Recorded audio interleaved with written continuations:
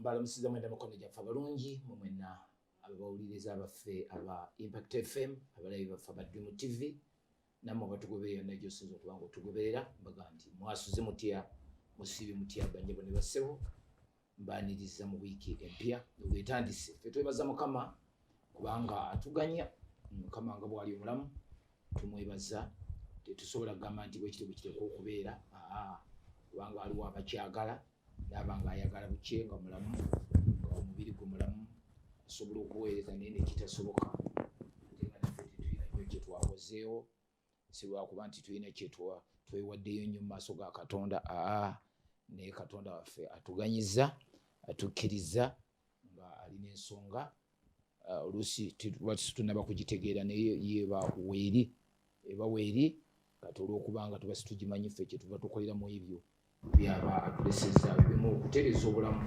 ntambula zaffe zibeere ennungi wamu naye ate n'okulaba ebyo byatadde mu maaso gaffe byetuteekwa okukolera famire byetuteekwa okukolera omubiri gwa Kristo ate byetuteekwa n'okukolera eggwanga so tumwebaziza wiiki eno nzikiriza nti egenda kubeera nnungi eri obulamu bwo okusinga eri bwebadde ennungi bwebanga ddala ebadde nnungi gy'oli ate bwebanga ebadde yangeri kkiriza Katonda ati nga bwaganyiza eno nejja agireese olw'ensonga aleeteko essanyu n'emirembe eri obulamu bwo era ekyo tugisabira ddala nga tugaa nti Katonda waffe akikolere ebeere wiiki ya ssanyu ya mirembe era ya buwanguzi bwereere akusobozese okwambaza amaanyi mwezi guno ddala tuyite mu myezi giri nga byewasuubira nti osobola obbikolera ddala mu mwaka guno bikoze buli mwezi obeeko kyokola tugenda okugukomekkereza ng'ogamba nti nga bwe nagulowooza Katonda wange agukoze bulungi okusinga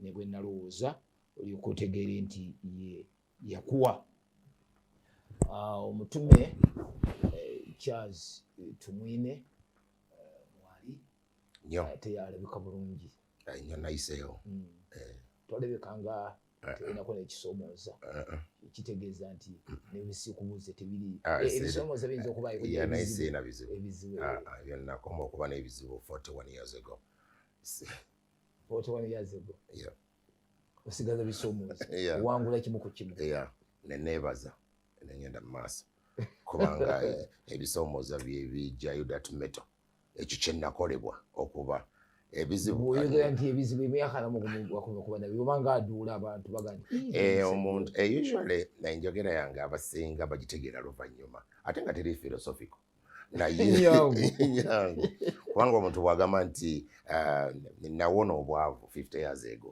kiba kyangu abatadudde abaga nti emyaka 5 nakyusa endowooza nenkola ebintu different kati sikyali mwavu nti emyaka 3 nawona obuwuulu kitegeeza nti yafuna omukyala n'awasa atanawasa is up to them naye kati oli agawulira wulira nawona obuwuulu so naye nga oba oyogedde the real thing for real people nti emyaka this na graduating mwaka this ne graduating again kati bye bintu olugendo lwaffe lwetujja tutambuliramu omuntu naye mu luzungu kiri kyomanyi kyetuyita kozi watugaanoga nti nga bwomanyi naye mu luzungu waliwo ekintu kyetuyita vintage point vintage point nti obulamu obulaba kuvaawa tuli mu Kampala y'emu economy y'emu ogulawo emmere emmere yo ogigulawo vintage what is your social mikwano obeerawa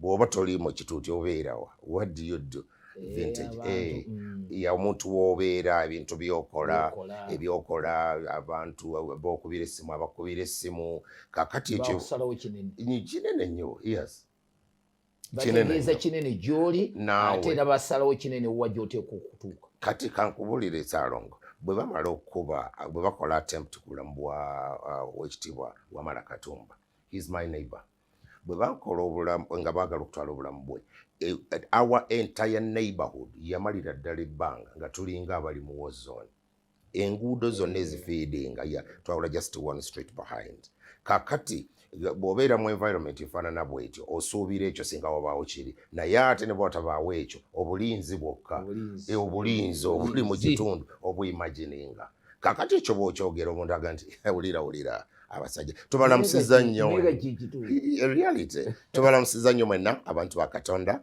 nze omutima wa Kristo Charles tumwine twesije emwene ngorogoza okuva wali ku New Life Harvest Church ebuwaate wetuweerereza Katonda oli musajja ojjudde tulanya omanyi bino ebintu byakola musanyi mutabadde nakiwulira ali appointed nairi program nsobola okugaba ku sente nsobola okugaba omukisa enyumba mutawananya sabo kyotandise tubaniriza mikwano gyaffe abantu ba Katonda bewange babatumidde nina families bbiri spiritual ne physical naye bonna balamu ate eno ye station yaabwe eno ye house yaabwe babeera ku impact babeera ku dream so twebaza Katonda kanso wetulimbadde mpuliriza omutume TTC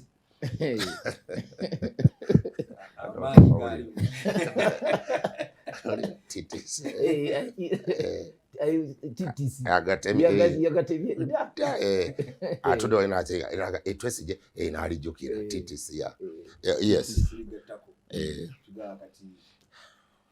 tujjidde awo amaanyi wegali okulisaayo yonna gyobadde mbalamusizako mwena abatulaba nabo abatuuliriza ku DreamTV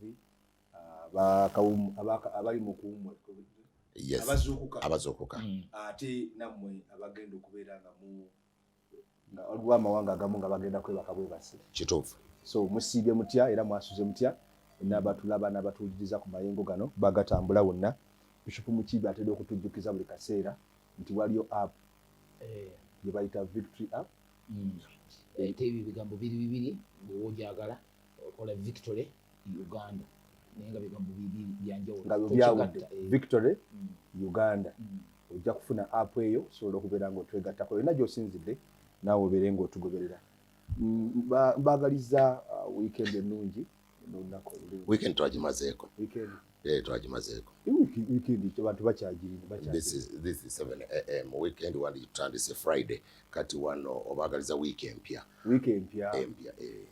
weekend yawedde Sunday bebatenda abantu balowoozanga bakyali mu weekend yetandika ddi weekend starts on Friday and ends midnight Saturday katumanyi weekend tugimaze kati tuli mu weekend ya first day of the week obaagaliza week ennungi ey'obuwanguzi abantu kyabalemeramu kyobulama nti baddira Mande tebagiyita olusooka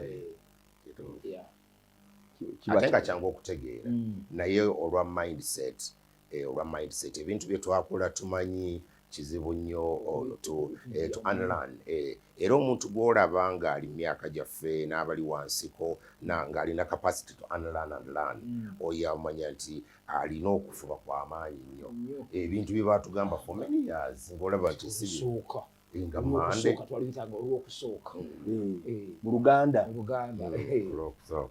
muzeemu twabadde ku interreligious mutume wange badde oyo kwese simanyi wabadde naye nga twogera ku kya culture policy na Uganda National Culture Policy issue y'ekyo era yazze language mother language issue nene nnyo mu nurturing nkulu kubanga actually during all our formative stages tewali ayinza kugamba nti ye bamufomingira mu Lungereza kabeerenga even us bannakibuga nti ozaaliddwa mu kibuga badde naye tosobola kwetulinkiriza kugamba nti ebigambo ebyasooka babikugamba mu Lungereza culture mu lulimi mother tongue Lunansi mother tongue lulimi ki tolabye naffe ekikuze tugenda mu Luzungu kibola Lunansi olulimi olwo lwennyini lw'olimu ozaaliddwamu kati waliwo challenge nene nnyo mu issue ya language nga bagamba nti waliwo culture esobola okukyuka. Culture is dynamic. It is. Kakati buli culture weefunamu intrusion neyozebwamu ekola kye bayita subculture ng'eva ku original. Kati bw'ejjanga ekyukakyuka bw'etyo kizibu nnyo kyakuddayo ku original mujja kubeera lutalo lw'amaanyi. Anti kati kiba kizibu kubanga bwekyo ebigikyusa bingi ekimu ku byo is intermarriage. Yeah. Kati toyinza kuwandoinga tikisoboka predominant intermarriage kubanga kati nze mpasizza omukyala muganda namubiri ow'emmamba ndi musajja mukiga maidi ayambako ku mukyala wange waggwanga ddala kakati wesanga nti kiyinza okubagatta kyokka lwe lulimi mwenna lwe mutegeera lwe Lungereza newesanga nti abaana okuva ku mwana omuto okutuuka ku nnyinimu mwogera Lungereza naye nga mwenna none of you is ate nga si kyamalala naye kakati okusobola okwaccommodating olwa intermarriage nti owasizza omukyala w'engulu owasizza omukyala mujja padola kakati tolina ngeri yonna gy'oyinza kwogera naye tojja kusobola kuyiga lujja padola okusobola okwogera mangu ago naye tojja kusobola kuyiga lulimi lwo kati nemudda mu Lungereza kawalakaga akato wakalaba akato kaneewunyisiza luli kalina anti waako akalabirira waka ngenda okuwulira kagamba nti daada nsai ensanwike kyekigenda maaso nenokulagizaga dadi baganye okumpa amaido ninga nfudde enzimugamba kususiza amaido oli njagala amaido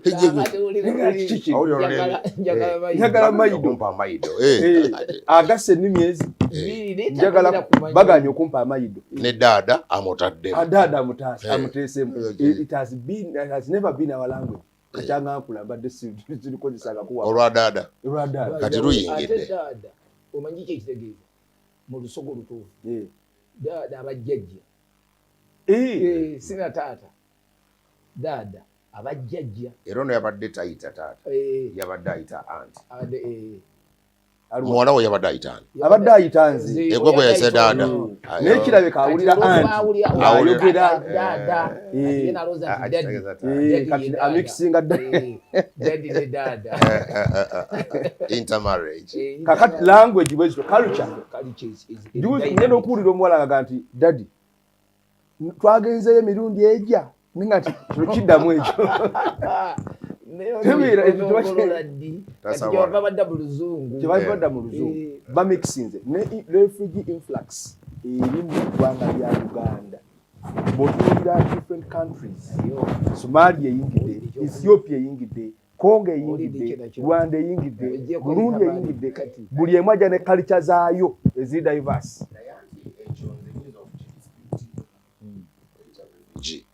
Nga ntunuulira ku their influence and impact.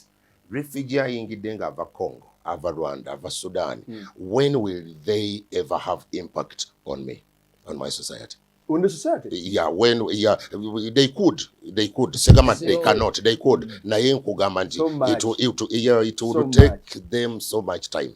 And katutunulira nti naye kanako kakola. Nini katuno issue ya refugees. Tunulira state nali mu office ya presiding apostle nandaga court ya wekitiibwa Kagame ngagamba I lived in exile as a refugee in Uganda for 30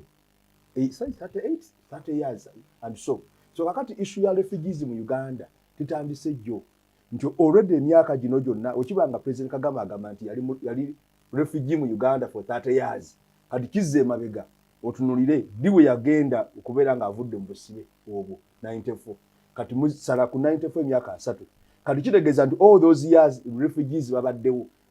Don't you think there is an impact mu 30 years 50 years egiyise there is an impact of the refugees the culture eyingidde mu culture ebaddewo abakuze bwe bakula ne bwe baveeyo kiki ekibafula okuba nti kubanga ajjukira nti bali balina kumpi nga nkambi nidde bavaamu kubanga bwe babeera mu nkambi tunulira babateekerawo omukisa okufuluma out of the confinement y'enkambi kubanga oluusi bagenda okukanga batandise okukola businesses n'ebirala.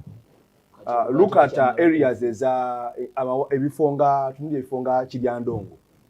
Kiryandongo is an area etalina culture kubanga mulimu abantu aba buli kikula bavudde everywhere ne bakungaanira wali most especially from Sudan ne Congo. Era language ekwesebwa Kiswahili. It has an impact. Si katono. Kubanga bwosangawo culture ebaddewo nga weeri ebadde standings ne tuleetawo culture endala. Okimanya kati embwa zitandise okubula. Council. Abantu batandise okulira ddala embwa. Council. Embwa zitandise okubula. Council. Eno program. Ewulirizibwa abantu bonna. Okubula kw'embwa n'abali embwa. Ekyo mbadde nsaba. Ekyo tugira tukistaying. Naye njagala kukulaga nti impact y'aba refugee toyinza gyegeragena intermarriage. It's one of them naye kali okuba nti ba-influencinga kubanga abasajja baze babatadde nakivale babatadde ekiryandongo babatadde gye babatadde walituukira okweyubula abeere mu society atandika okuba ne influence ku lulimi ku culture bye balya bye batalya it will take time whereas when you marry this woman this man mutandikira almost okuba nti ennimi zikyuka balina true naye kiri gradual kitono nnyo kijja kitambula mpola kakati abataali mu kooyi ya Kagame they were not affected. Okujjako abaali wansi wa kamandi ayogera Lunyarwanda n'ayogera Oluzungu lwe mpola mpola abataliiyo tebaliiyo tabakutte nako either indirectly or directly. Whereas dada and abalala ekyo kiri mu kiri ntano. Wasize bulungi se. Mbalamusiza nnyo nnyini mikwano gyaffe mwenna nsanyusa okubalaba. Nange ngatte eddoboozi lyange kugaba n'okugamba nti mutabani muzzukulu wange olowooza azze ajjidde maanyi mangi. Omuyise titisi nze nomulaba nga sititi. Tumuveeno. Olina kumuveeno. I think mu grammar amannya g'abantu bw'oba ogasirisizza olina kutandisa zibayita first names. Amasoni. As a rule. Okay. Rule ya English grammar. Toyinza kugamba nti tititsi tikijja. Tuba tukivudde mabega. Kyova olaba nga apolomirivudi mboteye AMO. Amo. Era kyova olaba nga nono omukulu kati minisita wa justice. Era naye livaamu lityo. Naye olifulumidde. Chairman. Era towulirangako omuntu agamba nti tebwabuwa Museveni Kaguta Yoweri. Tekiziba tekibangawo. Ayina kuba waiketi bwe kityo. Olina gavana. So it's a rule. It's a rule they are following a rule. Kati okusinziira ku lulu gy'oleesa abeera CTT. Ate yakkirizibwa ate n'erinnya eryokusatu linyweredde wano. Kitegeeza ffenna agaffe tugejjeyo. W'okulira aveeyo kiri muntu aveeyo n'abala buli okwajjeyo. Nze nnina bwe nazaalibwa nagwa mu mikono gy'omuzungu bayita Warren, Miss Warren eyali HM1 kati gwe Warren n'antuuma erinnya Dalibareta. Bwe nagwa mu mikono gya Miss Warren nanga you are the liberator. A sentence. Kati awo siri bali babango yagala kuyiseeke wamwe liberator nakulaba mpita naye yali just a statement ya Miss Warren. Sirina munyambudde nnyo erinnya ly'olina engeri gye lifuuse sentence musaayi muto ebyo nabyo tusobola obbikola. Tubiina twabisiriza tubiina anga kyamunyoga tisekuli kimanako omusoto munene omulolombo gwamala ekwebula.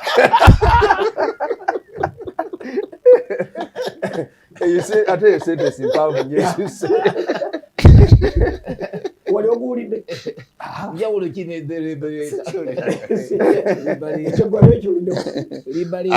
nsooterera omanye erinnya lyebayita batte kwe balisala batte ab'enjovu simanyi kwe balisala baga nti batte embogo balekawo amafumbe gayineine. Anti embogo okuliko ennyama ewera akafumbe katonotono kati batte embogo balekawo amafumbe gayineine. Waliwo kiwuliddeko ekyo mwe bajja batte erinnya batte kwe liva batte embogo mbadde siroya mbadde sitimanyanga nti balisalawo. Waliwo article gye bampeereza okusoma. Ono mukwano gwange Afe yagimperedde awo mu mbeera eyo n'ensoma. I think I will share it with you. Ojja kumanya kye bayita influence. Mubadde mwogera nga masiriikiridde. Bagamba the influence of revival. Enjiri bw'emala okukwata abasajja ba Uganda 2 weewaawo 3 families 3 okuli eyansi bambi okuli eyannagenda n'omulala omu kati ate adduse mu mutwe gwa Simeoni ki yogera manya ga Kiganda bali bakozesa amaganda bokka akati abo ne batambula n'enjiri ne bagijja wano.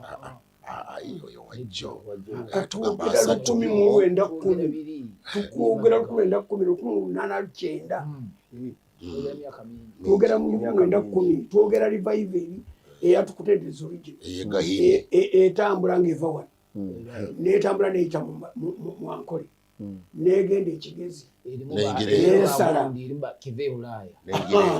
n'esala n'egenda e Rwanda egahini kati ate neryoka eva eyo mu maanyi amalala nedda kati mu kukoma waawo asatu yali yanogadda lwasatu eyinga enyweze ogiraba nti egira naye nga evudde mu ndeeri anti omanyi eddiini zirina obuzibu nti bwe ziba zitaddewo ekintu kyazo ekipya bwe kijja basooka kukivuma na kukigaya. Naye kyembadde tetya kikino nti nsobola okugezaako nenzuula ndowooza bwe mba nkutte mpolampola kubanga bw'onoonya influence kye yakola mu ggwanga lino osoma article ya page 30 ng'omusajja ataddemu amannya agava mu revival ugenda mu 2005 amannya amapya amakadde bagassaamu abantu eyo wansi bwe baayitibwanga lubereberye before the revival n'amapya kati abaazaalibwa bonna after 35 okudde n'owaggulu baffe n'abaana baffe gabula amannya gaali mabi nnyo gabula nnyo owulira erinnya ne weewuunya noga nti liri mu Uganda before the revival liringa lya Kikongo kakati amanya agamba kansome portion eno esooka yokka agamba John Mwesigwa Nagenda and Apollos Bambi's parents were precursors and the original Tukutendeza firebrands who sparked the Anglican revival, the Anglican faith in 1935 at Gahini, Rwanda, and brought a new phase of Borokore evangelism. Their angelic contagious preaching stormed the entire interlacustrine region with the burning flames of faith that in the recipient faithfuls of their gospel and sermons easily found fertile rich souls. Kakati nalyoka akkirira wansi eno ng'agenda alaga influence eyo gy'agyogeranga bwe yagenda ekola ekitiisa kwe kuba nti yava wano neeserengeta negaininga momentum nedda kati mukudda neryoka esimbula nereeta names that were totally new to the region. Tuli Atemba, Tumwesije, tuli Amwaki, tuli Aikayo, tuli Obusinge, tuli Omusimbuzi, tuli Obunjiro, Tweheyo, tuli Omurugendo, Tinyinondi, tuli Asimbula, tuli Akira, tuli Ahabwe, Twetiise, Tumuheirwe, Muheirwe, tuli Atunga, Tuhumwire, Tusingwire, tuli Amubona, tuli Amusiima, tuli Ahumura, tuli Aguma nawe, tuli Agenda, tumuyikirize zittazokka. Zittazokka kuliko amanya nga 6. N'agenda ng'aserengeta kagati abakigaga n'amanya baali tebagamanyi n'abanyankole baali tebagalina gano gonna gava muki mu revival. N'agenda ng'aserengeta okutuuka kati watandikira Bitaara Bikangiso Bisherulwa bikamukuba naserengeta you read and nasomye article ya sawa nya okugimalako oguma but it is so interesting kakati influence eri gye mwogeddeko ekwata influence yo nejjira ku mwoyo teyinza butakwata eddakaawo mu maanyi influence ejjira mu marriages and interrelations naye esinga okukambuwala mu kukwata yey'omwoyo eri top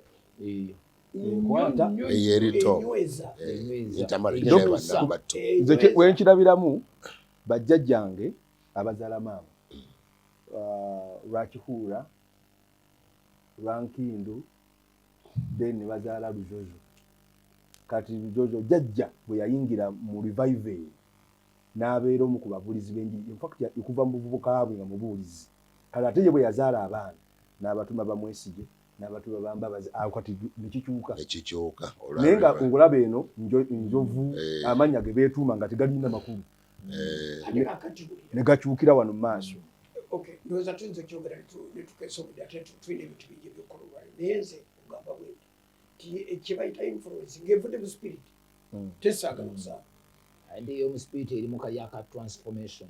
Yes. Omusajja omusiraamu yayimirira mu muzigiti yali ayogera nago ekyapa n'agamba nti Mukama yebazibwe. Namusiraamu najjukira. Takibera yagikuba mu yali afiye yakifula yakirokole. Mu muzigiti. Seeka mulamba. Olw'okuba asiiba n'abalukuli. Nga wakali nabo bwe yatuuka okunyweza kyayogera. Kama Yesu yebazibwe. Bande basekerera musekerera. Awagamba na Yesu.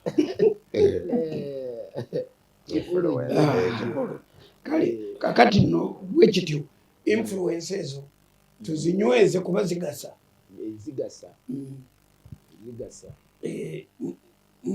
Bade njalo kubategeza nti olwaliro tujja kubeera n'omugenyi gye bujjakaawo. Agenda kujja hot seat kati ffe tujja ebintu ebimu mu kkubo tumutegekere ekkubo eriyita. Okay, tubaaniriza mu wiiki endala wadde yagambye nti akyali mu weekend bwatwagala mu weekend owuliriza ano katukuyigirize abaayogera nti olwokusooka olwokubiri olwokusatu abo be bannayuganda abanafu abatayagala kukola abeeganya mande. Okweganya okumanyi? Kweganya. Okumanyi? Kwekola kutya? Mutayagala kukola kintu. Weesaasira. Good. Kakati abeeganya mande olw'okuba lunaku olusooka okukola kye bavanga boogera nti leero lwakusooka nga basazeeko kiri. Ti lwakusooka okugenda okukola. Kuba baba awumudde Saturday ne Sunday kuganga bakyayagala oba kisoboka. Ne luno baluwummule. Nyongeza. Olw'okusooka okugenda okukola kati lwe lwokubiri kati yenjogera eyo naye Katonda tayogereranga mu numbers ng'ayogera ku lunaku. Gweyogerera mu kubala. Naye Katonda takyogeranga mu kuzibala nti olusooka olwokubiri olwokusatu takikolangako. Ate ne mu Buganda nati sibwe kiri. Ne mu nnimi endala. Kubanga ekigambo Monday tikitegeeza fast. Wadde Sunday era tikitegeeza fast.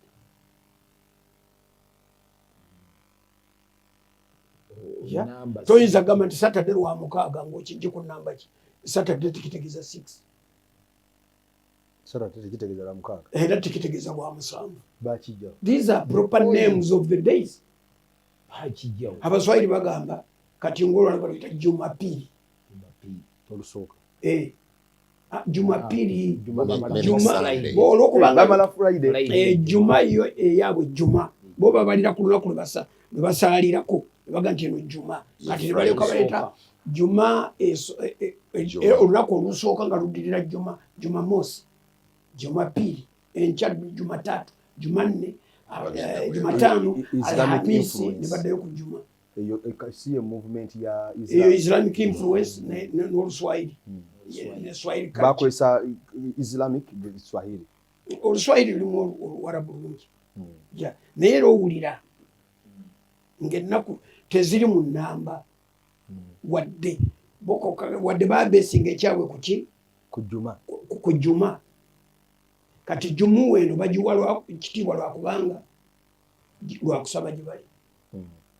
So kati bwe tubulwa ennimi bw'ogaana okukozesa olulimi olwotegeera agenze muzungu kati Mande akusinga kubanga eryo n'okuba linnya linnyini. Mande nze linnya lyange linnyini wabula bw'oli mpita njagala baswikinga off camera okuwa kyenkuwadde wabeewo entomi nze nazaalibwa ku Mande era nze Nalongo bwe yayitanga Mande ono nga mmanya nti kiboko zivuze olwo kati tampitangako Mande nga tagenda kukuba. nze nazaalibwa ku Sunday. My infancy bampitanga Sunday naye eryo lyakoma mu primary 5 tewali alima nze Mande lyagenda mpaka we naviira waka nga bakyaliyita Nalongo yawubwanga era n'alimpita. Ne Mande ne Sunday gugatambula gatambulira eri alituumu bakoma ku Mande naye ate okusoosowaza Sunday baba balwanya nnyo Sunday naye bamande bo bangi ne Friday naye suula nko Thursday ate ne Wednesday buli muntu yanagola nga bamwita Juma oyo Friday Juma for Juma yazaalibwa ku Juma Juma bagita actually bakita Jumwa naye lwakuba ffe tukiwaako. So kakati bwe tumaze okukutereeza toddangamu n'ogamba nti olwokusooka olwokubiri oba nti wiiki etandika Sunday n'otwagaliza weekend. Twagaliza weekend ennungi. Weekend ennungi onajagaliza Thursday na Friday. Kuba ku Saturday. Wano bakulisaayo mu weekend. Webale nnyo. Tuba tuba. Bakyabulayo ssaawa bakyali. Ate ziriwa ssaawa. Bamaze dda ku midnight. Bakyabulayo ssaawa abali mu 7:30. Tebulina budde bonna. Which ewedde twaziise omusajja omukulu Pio Mugenyi. Pio Mugenyi yabadde wa myaka 95. Yatambuddeko. Pio Mugenyi ye taata wa Pius Emma Sentongo. Abamanyi Emma Pius oba Pius Emmanuel Pius nga bwe yeeyita.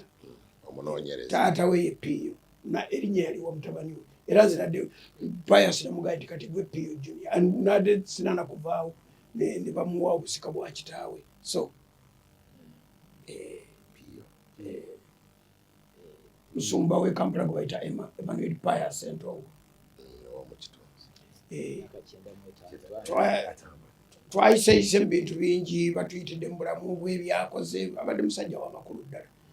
Abaana b'engeri gye yabalabirira n'abalala Baganda the whole place nga bw'owuliriza ng'otutta omutawaana abadde musajja w'amakulu ddala wadde abadde mukadde mukulu.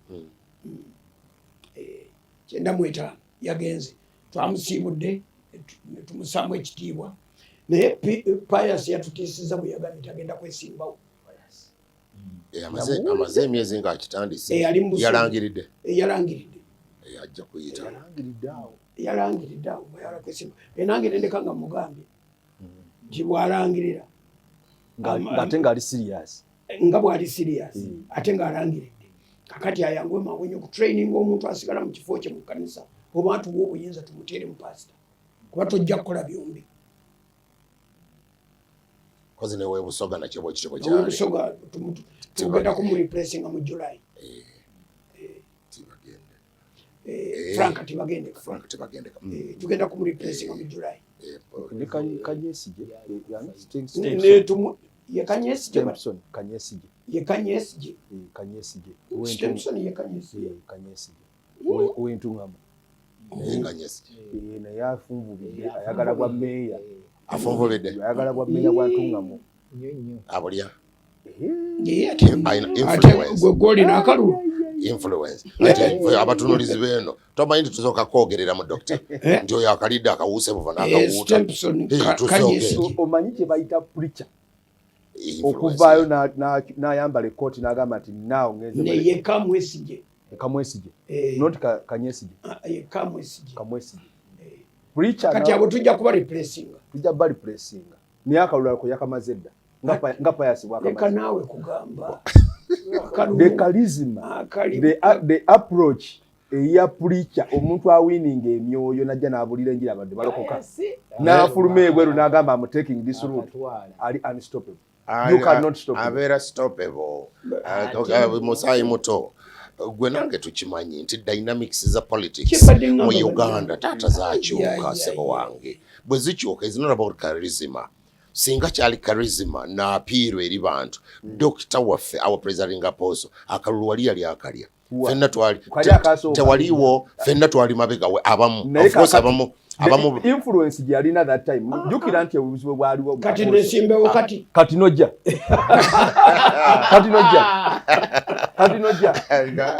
tewaliwo current betwogerera the power of media kyagachi kino okusinza ku bye yali ayogera n'abalala abaali naye baali boogera nga bwobiweeyi nze nawulira buwulize nze namanyi baali bamusingako media ate sina media tewakagoberera nali njogera byokka nali sobola kufuna kalulu olulimi bali boogera olulimi kubanga nze nali njogera ebintu birala nnyo yayogeraga ebintu olyo edemand nali Professor Gondi amanyine mengira ne Gondi Mazului wamusanga nga tuli student wa Mazului teyajogera itwali wali lwankuluko tetwa freezing ngono oyogera student wa John Kennedy nagamba John Kennedy ate musanga student wa Lenin abane baka igwe twagala bana yayogera buli muntu yena yava ku ebyo ate n'akyusa ng'alaba ebyo byayogera abantu tebabitagira twabimubuuza tukwatire empola tulina kitubuuza tunnyonnyole wasomera Lenin agenda mu ssomero lye oba mu buntu watula ku bigere ebyo oba yasoma katabo era Lenin we yabeererawo waliwa we yabeererawo nagamba endulu nevuga wali ku mayuni nze nemanya nti dynamics akatwala bwoti natunuulira mukwano gwaffe Amelia Kyambadde you know natunuulira mukyala Amelia Kyambadde nemanya nti ebintu byakyuse nnyo mu Uganda. Of course nabala yemwogerako kuba mukwano gwaffe as a family naye nemanya nti ebintu byakyuse ng'omwana mazongoto amukuba akalulu kati nga babala tutunula tuti nenga nti ebintu byakyuse kakati akalulu without due respect of course kati akalulu k'amazongoto abayimbi abo akalulu akabwe koogererwamu bulala nze natunuulira akankwata ku mutima ke kafulumya professor bali baseka professor weruweru education muyingo tewaliwo kakati okiyita otya natunuulira ayiseemu amufulumiza programu ayiseemu gy'ayogera n'ensirika kati pasente tokamuwa waswalule yayimirira nagenda mulaale mwenyewe nze nagenda mulaale nenyambala katopi bwenti nemuwuliriza yagamba nti kambabuulire bye ngenda kukola kubanga concerning education bano nga bakyerwanako n'empapula za senior 5 I was Uganda's Attorney General yes yali tomanyanga bwe yali atandika bwe bamubuza obuyigize bwe byagala ni mwagala mpagambe ntandikirewo yakigaana ekyo yagamba nali abeerwanako boogera empapula zaabwe baziverifyinge mu UNEB bamunyonyogera obuyigirize n'atandikira wa Makerere yatandikira Makerere ku first degree eno yonna yabuukayo bwe nali mala first degree endolo neevu atandika naye nze ekyasinga okunkola kati saagala kwogera byabo sijja kwogera byabuyigirize na kusoma nja kubamalira ebiseera ate nga nina ebyokwogera ebirala ate bizo bagasa kuba nali atonejero wa Uganda obiruti of necessity nyiza ntyo kwogera ku kusoma ngoyogera n'atonejero nsoma ki sina minister gwe balo yinza okulonda obulonzi ne bamuteeka naye atonejero which you merit atonejero kati yena abagabugambi naye ekifo kyaffe kino ekiro kino mwe tuli constituency kati bino ne bino biyitaaga ate era nze nzekka ekyo nze nsolo kibakolera sibye balaba ogamba muzeeyi kituufu naye nedda gwe ne taata wo mwalyamuko nono ne baleeta ebintu byingi ne bagamba alyamu ono tannalyamu kakwatemu ne bakakuba teyayitamu osaaga n'okusaaga Uganda toka wa Emmanuel Pius genda omusabire musapoti ate ogendeyo mu buntu omuwagire ate alondereyo anaamuwagira atya amuwagire mu buntu oyisobola okwebya ku kituuti nga noyimira ku katuuti ke n'otwala omutwe gwo ogamba bannange nze Andrew nzirugoloobi musaayi muto mutera okungulira mutera n'okundaba ono gwenzize okuyambako musaayi gwange ekisookera ddala ndeese tractor ekolokota oluguudo okuva egindi okutuuka wano segganga yenna bajja kumuyitamu olwo oba ojja kubuyogera naye nti akawuuse buva mu Uganda akalulusika kubira waffe naye omuntu n'ayisa tractor mu kaalo ke waffe kukuba erigenda ewaffe yakalungu ngenda nenkola campaign oyo wamwogera akyabuze taliiwo alikola akaguudo akava Bukulula akava ku main ku kolasi n'akayisa mu Bukulula nagguka ekalungu mu town kilomita ziringa 8 oyo ngenda kumukolera campaign physically ku sente zange yakumusa mu milire ziwera 2 ku media na buli wantu ne bwali bani era kyeva njogera nti abantu be waffe balonda bubi tebamanyi batekwa kulonda alikola akaguudo akava Bukalasa ku seminari owulira okuva Bukalasa ku seminari noyita ekaliiro nogguka ekalungu nogenda paka Kyamuliibwa n'oyunga kilomita 19 alikola akaguudo ako nja kumukolera campaign nze nja okugikola njikola ku sente zange owekitiibwa Sewungu singa gavumenti ewulidde ebajja kukakola owekitiibwa pulezidenti ajja kulagira bakakola ate kanesirike obuguudo buli bubiri bw'obugatta bombi tebuwera kilomita 3 naye kye bayita Kalungu district nga ku district tewaliwo kkubo lituukawo. That is a shame of the highest order. Wow. 5 ayinza okubanga gwe mmanyi ndowooza mutabani wa Sowedi Mayanja kati yakola kinene nnyo oba gwe twayitanga oba Yesifu oba Ahmada nga bategeza Yusuf abasiramu bamwita Yesifu nebamale bw'ataba Yesifu ajja kuba Ahmada simujjukira bulungi naye mutabani wa Mayanja kamada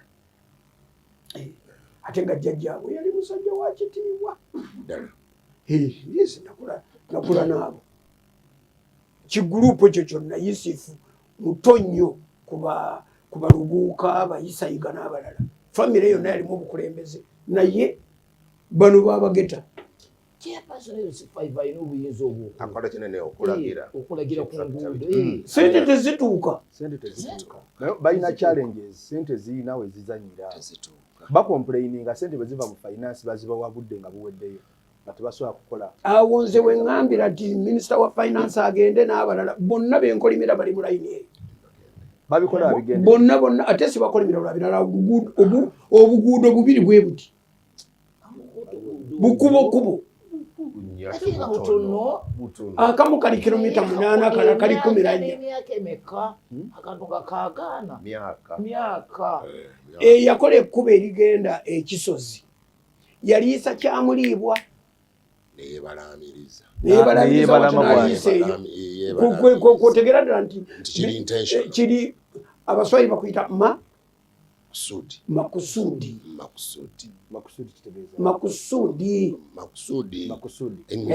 kitegeeza nti kigenderere. But I think that is Arabic. Nga ekyoluwarabu kiriki Kiri Arabic. kyaluswahili wekubuulidde leka kutusirako kintu kyetukugambye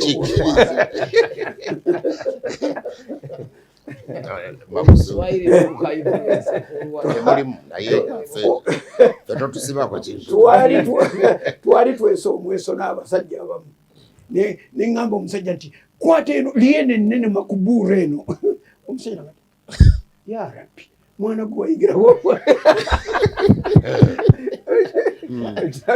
yakimanya uleka lino limakubuura n'olyendala naye ndo dokita ku nsonga ya Muzeeyi Pius yalina ente 300 n'okusoma ne bazirya ekyo kyayita tekinayita kyayita wakiri babawo omudaali omudaali gwaki omudaali bamuweemwe kale wakiri bamuwe ente 3 anti era kati ntandikidde ku mudaali recognition ekyamazima abantu banyo balyako ebyabwe gavumenti tugisaba ebintu bino bannaye mubiseemu ekitiibwa omudaali siganye sagala kufitina naye nze ŋŋamba bwe baba bamulyako ente ezi ekyo tukiveeko bazirya bwe kitaba ekyo bamuwe ente ono omulenzi gwe baba batandisa omwana babeeko kye bakolera omwana ate banaamuwa kati gavumenti bwemala nemuwa kubanga samuwulidde nga wa NRM anti era tekigyawo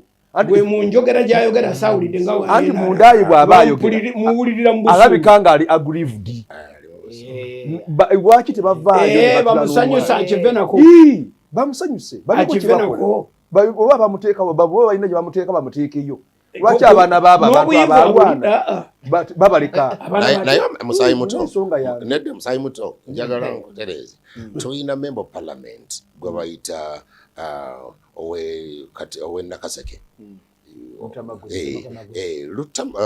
Lutamaguzi honorable ono kyagenda okutwala ono ayise eno Busiiro side eno ali Masuulita naye mbadde mulaga nti waliwo ebintu gavumenti byewa abantu ne batava mu busungu era ne Lutamaguzi yandibadde takyalina bukaawo buno bw'ayogeza olw'okubanga muzeeyi we mukadde Lutamaguzi wamala si wa mu nyumba eyo ate si wa mu nyumba ayinza okutaba mu nyumba direct nti omwana ebikoleddwa mu erinnya yali eyita bweyisi erinnya siri tava mu Lutamaguzi oli eyataasa muzeeyi si ye kitaawe si ye kitaawe kati ekyo kyanjawulo oli on air kwendi Musaayi era jagenda Semakula Tone Jofuro wana we bali bajja tugolola bonoba owabye bwe mba mpabye ndi mugumu nange naye nze sifaayaani MP sifaayo kubanga naye Kalungu okufuna akalungu oli wa muvumenti wa musajja nnyo okawangulayo ebuddu ebintu bigenze bikyuka ebuddu okufunayo akalungu oli wa muvumenti Democratic Party kati lowooza ekyo kyokka obunene bwekyo obumanyi ekyo kyokka owulya kye bayita obukatoliki mu Uganda busibuka Masaka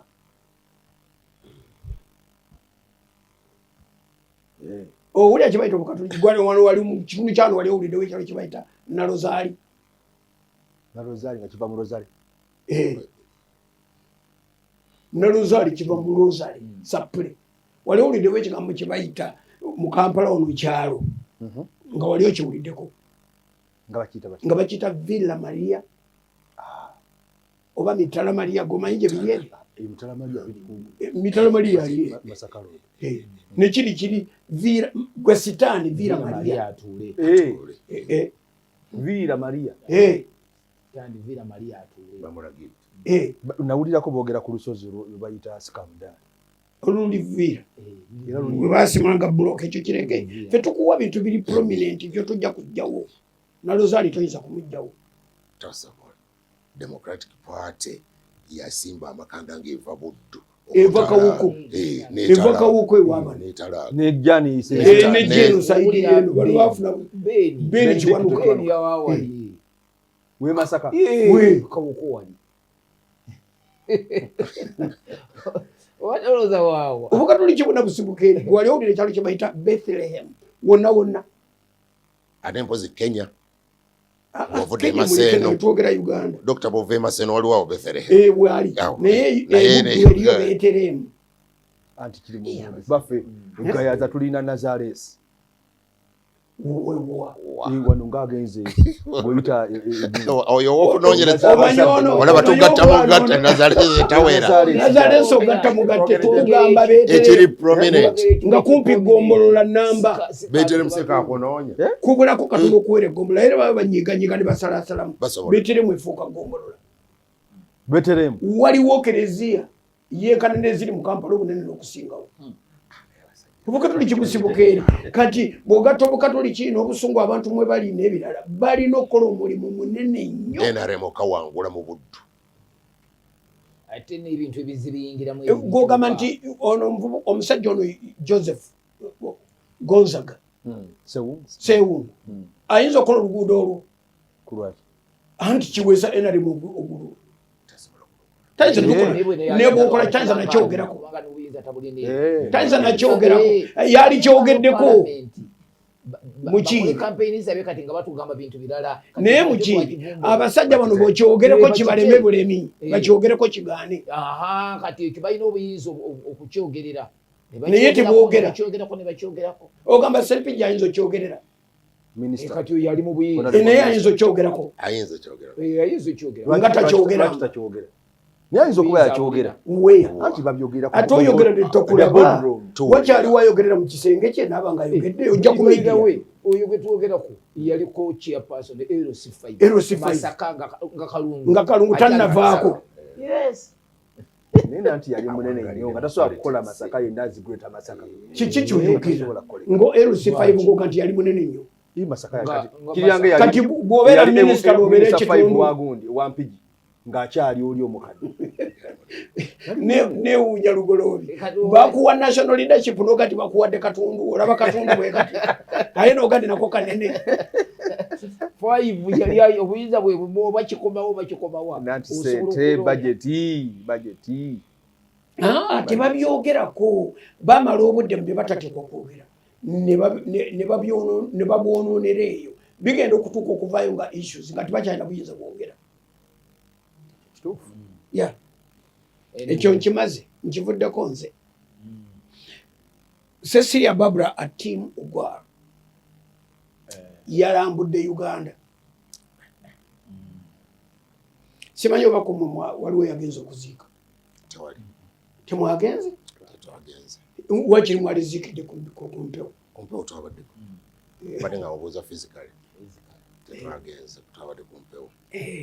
nze kyasinza okunkwatako byebigambo byayogedde ye ate yatwala obudde ng'afunyemu olungubanguba n'atwala obudde n'atuula n'alikodinga message nga yabakazi abo nga yeebaza omusawo Ruth Acheng nga yeebaza n'omukyala Anita Among n'abagamba n'ombaga nti baba baagala okulya kumala kwanga bagende kugolo bagambe Daddy kuba yali kamala kwanga nga ampaka ejinze bulungi nnyo aliko yamuteeka avuga nti you will give you mara kwanga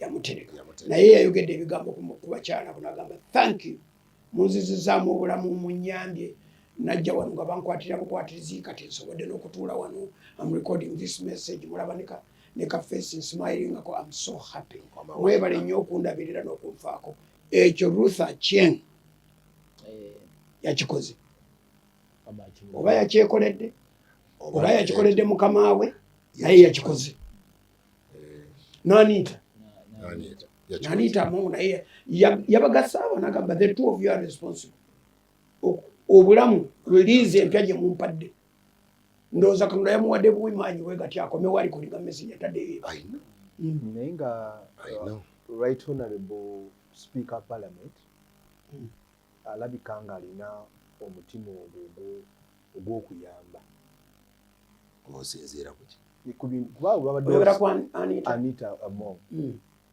si yeye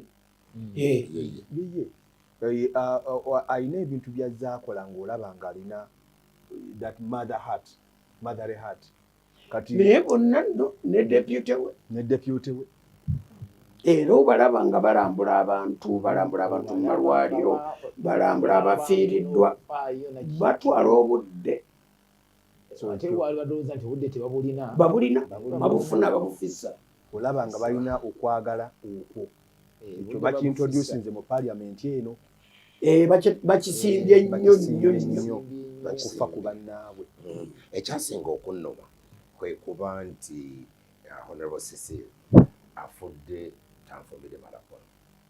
My son, you need to come to Bugolobi nga amanyi nti njagala malakwanga n'akawunga kati bwe nakiwulire nga nti kitegeeze nebadde agenze sifunye kyenjagala nga walabye tujja kumujjukira bambi tukusaasidde.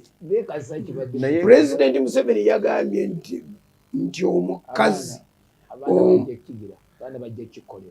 abaana baani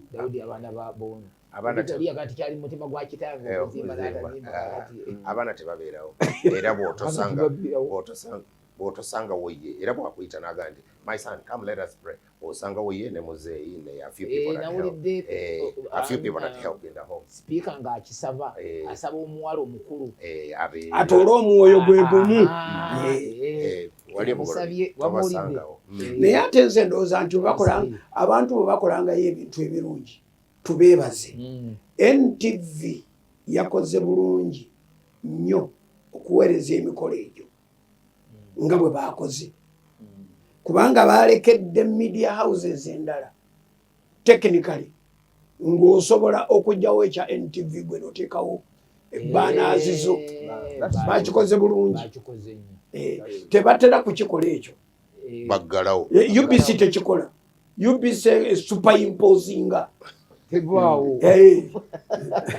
bw'oba oyagala okuwakana nabo nabasabika ate ogenda obasabika nga ne president omuliddeko ekitundu ky'olubuto kati noba nga tokola n'owaliriza buwaliriza nogati awekamba leke sijja kwereegana banene abanene tebasoboka tubeebazizza naye kyensaasidde ku northern region eviiriddwako abantu ab'omugaso mu kaseera katono nedda buli region efiiriddwa abantu naawe naye waliwo bano boolaba bannange nga ddala nga substance okuviirwako right honorable Jacob okuviirwako Cecilia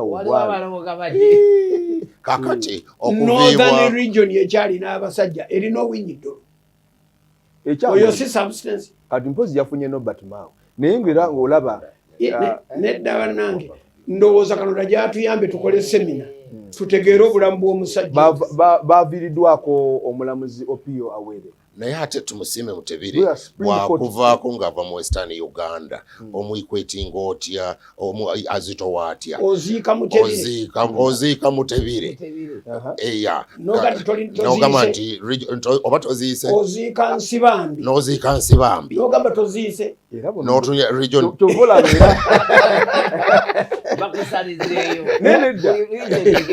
region efiiriddwa naye kyoyogera yo spirit eraba tugambe nti Uganda efiiriddwa mu kaseera badde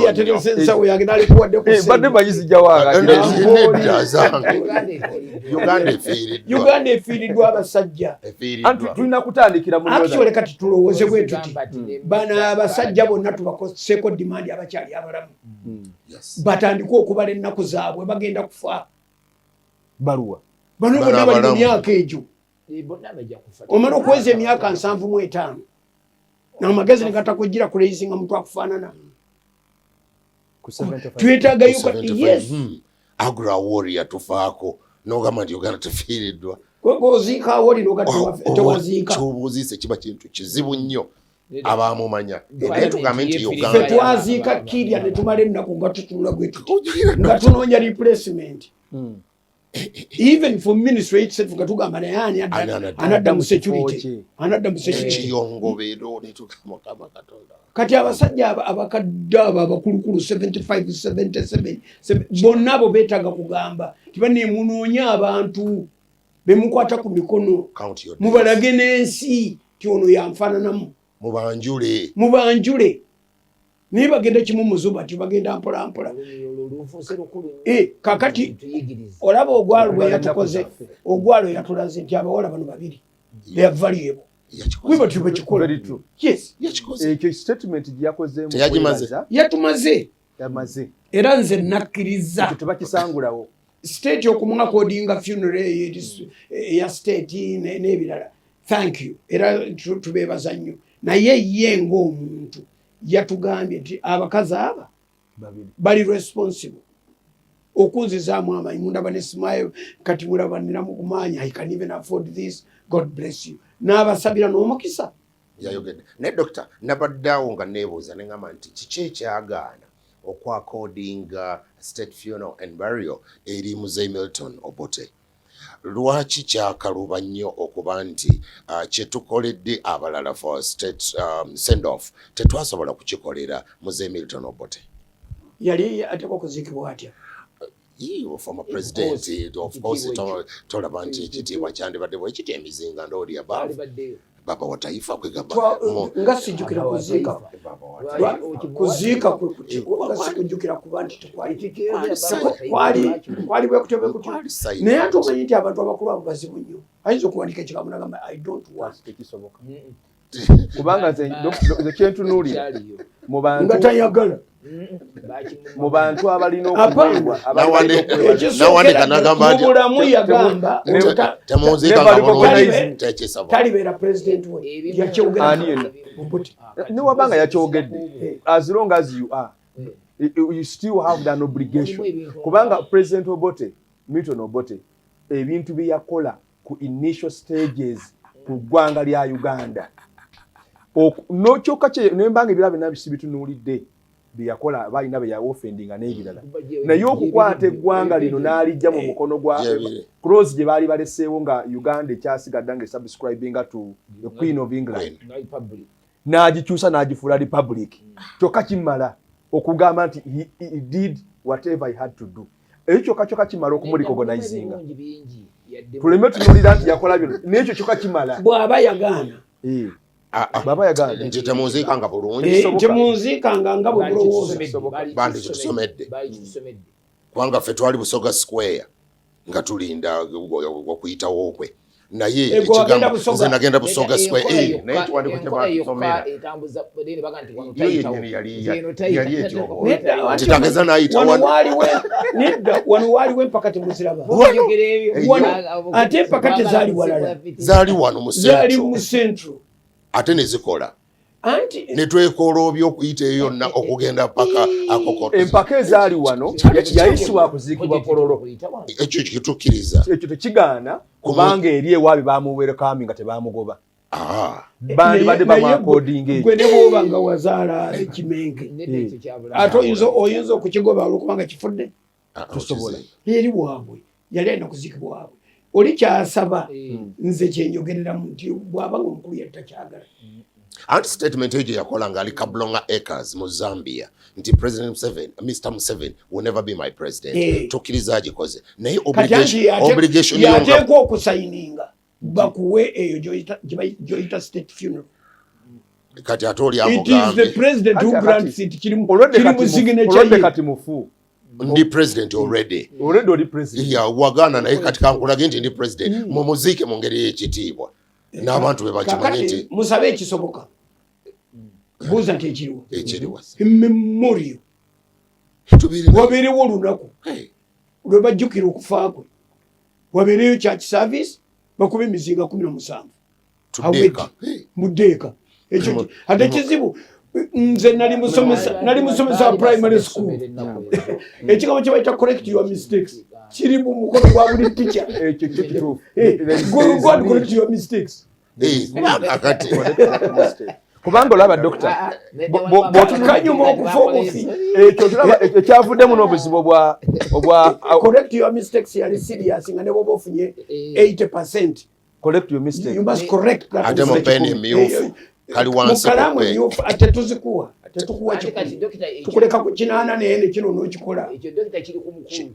omukulu yagamba nti golola ensobi eno kubanga tikya ng'agamba omwana naye kakati ati ali wansi tayiza gamba kino kivudde gye tuli kivudde gye tuli omuntu tayinza kubulwa bamuwa amagezi kati ffe tugamba gavumenti nti mutambuze ebigambo bino mubitwale w'omukulu ge nti abasajja bali bagambye nti Uganda should correct its mistakes kubanga eyo ensonga bwevaayo mutuula twogere ejja kuvaayo bulala kubanga abantu betwagala batuuleko banyumyemu bogereko Uganda gye baagala mu future bajja kuleeta ekyo bakisiima balina sentiments zaabwe kati kyova baga nti naye bw'okireeta ne baga nti bangi nnyo nga kati ba NRM naye nga baali baagala omusajja oli yali godfather waabwe yali godfather waabwe political godfather bwengwa mu ngalo ate akutegeerera nti tekyakutuka ono akugambye bakyagoberera gyagenda Semakula bamuyita obuti newanyalaali amanya godaga UPC akera ku macyange muli ku mutwe liriko owulidde yakugambye nti nebusoga square yaliyo and if we set a precedence nti president bw'avaako tumusuula eri ng'atagasa kuba yakola ensobi n'abaliwo kigenda bakwata nedda bulungi nnyo binayisa bamuziika bulungi lule bamuziika bulungi lutwa bamuziika bulungi tewaliwo but the key aba ali key ku ggwanga lino teriki nataliki n'ow'emyezi ebiri omubaze n'ebinayisa ow'omwezi era naye mubazi state funeral ne bw'oba nga wafuga saawa busaawa era oli waliko president wa Uganda oli mu record nanti dokita nga bwetumanyi ffenna mu theology waffe gwe tusoma nti waliwo abatume abatambula ne mukama waffe Yesu Kristo abo banjawulo ku batume Charles tumwene ab'e Kampala ekyo kyogedde kikulu bajja kugamba waliwo ne bamayina Dr. Milton Obote siireta ate president Lutwa mba ntunula n'endaba menta naye nga kikulu nnyo nze najjukira embuzi Paulo Muwanga gye yatuukera wajogera kono twagenda ku njiri nze ne Kayanja baatuyita okubuulira enjiri ne batukwatira embuzi eyakula neyola ne bagissa ku kyuma bweti nga yenyola namba zekugali mundi bwawe gwasooka okugiraba bweti era bwe yafa ne bamuteeka ku Uganda House wali natuukawo nga buli muntu ayitawo akoze ati kasimanyi kyekitegeeza ate namanyira wa enzirange nenkola bukozi bwe nempitawo nga olalamba naye nga nze njagala kulaba musajja ono nakumusiibula kubanga nze ebibyeyali nze namulabira mu bulungi ye yasooka okukwata emitwalo 10 egya Uganda n'agiteeka mu mukono gwange muwanga oyo ku mulembe ogwo yampa emitwalo 10 nemmala emyezi kumpi mwaka nga nina sente zaali nyingi baziti omutwalo ng'ogulirako emyezi 2 nali muwanga yampa emitwalo 10 gyawo bwa 15,500 in fact 5,000 shilling note yali esinga obunene ne Kayanja yaziweebwa 10 tayinza kudduka no gavumenti yali egaba ssente gavumenti zonna zigabirwa lwakuba mwenu tonnafuna naye zonna gavumenti eyo yali egaba ssente nedda tumwine nedda ate kati akisusiza okisusiza ate omuntu okitutte wala tumwine kibambadde kati leka kukibambaaza nedda dokita otunula kubanga kati bwengwa mu mikono gyawo mugenzi Cecilia Ogwalo ne Reverend Kefa Sempanji nga bamenta in the politics as young people from the schools n'ebirala yes they mentored us sector no Uganda Buganda ne Busoga kakati ng'otunula even ne bwe naye politics wote yavaamu nnyo ekimu kyatuulira ekirala enjiri yatuula dokita enjiri yatuula n'ensirika naye kale basajja bano omuvubuka gwe bayita Joshua Tendo Mwanje njagala kumwogerako omuvubuka Joshua Tendo Mwanje yafunye 4 ku PLE story ye abagiraninze beba NTV nze nenkwatako Joshua Tendo Mwanje yafunye nnya ayagala kukola kosi ya science naye omala kutegeera gyava n'otegeera lwaki tulese ekigambo kino ate doctor sekusaza mukirimisa si science ku science flat nga science and chemistry n'ebirala wabula kulongoosa mitima omwana ayagala kulongoosa mitima ayagala kubeera cardiologist nawulidde nga amaanyi gampedde ate gakupeddemu gati ate gampeddemu nga ndaba nti ava atya wano okutuuka wali mu kulongoosa omutima wali we baatulaze waali woogenda okutulaga ava atya wano muntu kyagenda okozesebwa mujje wano kansabe producer atereka ebifaananyi bye kubanga osobola okulaba linda ku katono kubanga ebintu bye abyeyogerera byewuunyisa kakati omulenzi ono atunda manda ne maama we single mother w'abaana 3 naye omukyalo oyo asomesezza omwana mu bugubi n'obulumi omwana ye yasinze mu class ate ye yasinze mu ssomero ekyo kyewuunyisa bangi nnyo abaana bafuna ennya n'ogamba naye kati gwe walifunye mmeka singa tuwafunye nnyo tuwafunye nnyo walifunye mmeka ogwa mu motoka bakuteeka mu mmotoka ogenda okola homework emabega bakutereddeko akataala maama nakugiramu ensawo oba omusirikale nakuyingiza class ne bapaakinga ne bakulinda n'ovaayo ku 10 oyina kufuna mmeka wagendere mubeere oyinamu akatte emabega mu mmotoka buli kitabo kyebogerako gwe okirina bw'otofuna nnyo oyagala kufuna mmeka buli kintu kyonna kyebaga nti omwana akigamba nti coachinga era nawe bakoachinga tikyajja waka oyo mwanje yabadde tatukwa kufuna nnya abo be baana nze ng'afunye 14 gwempa ekifo mu ssomero lyange abanga afunye ennya bwatyo bw'afune 14 nze oyo muwa abali ku radio ku Impact FM abatasobola kulaba kibi nnyo naye oyo omukyala ayogera ye maama we atunda amanda ag'oku kimotoka gamulemerera yagulako ensawo nga birerya ne gatta ssente kati yagisuubulanga 7 nevaamu 5 nevaamu 4 5 eyasembayo ng'evaamu 6 5 tiwali kyakkola kati n'atandika kugula ku bagaguze ng'asobola kubasuubula omwana ali mu store ayina obuveera amanyi n'ekipimo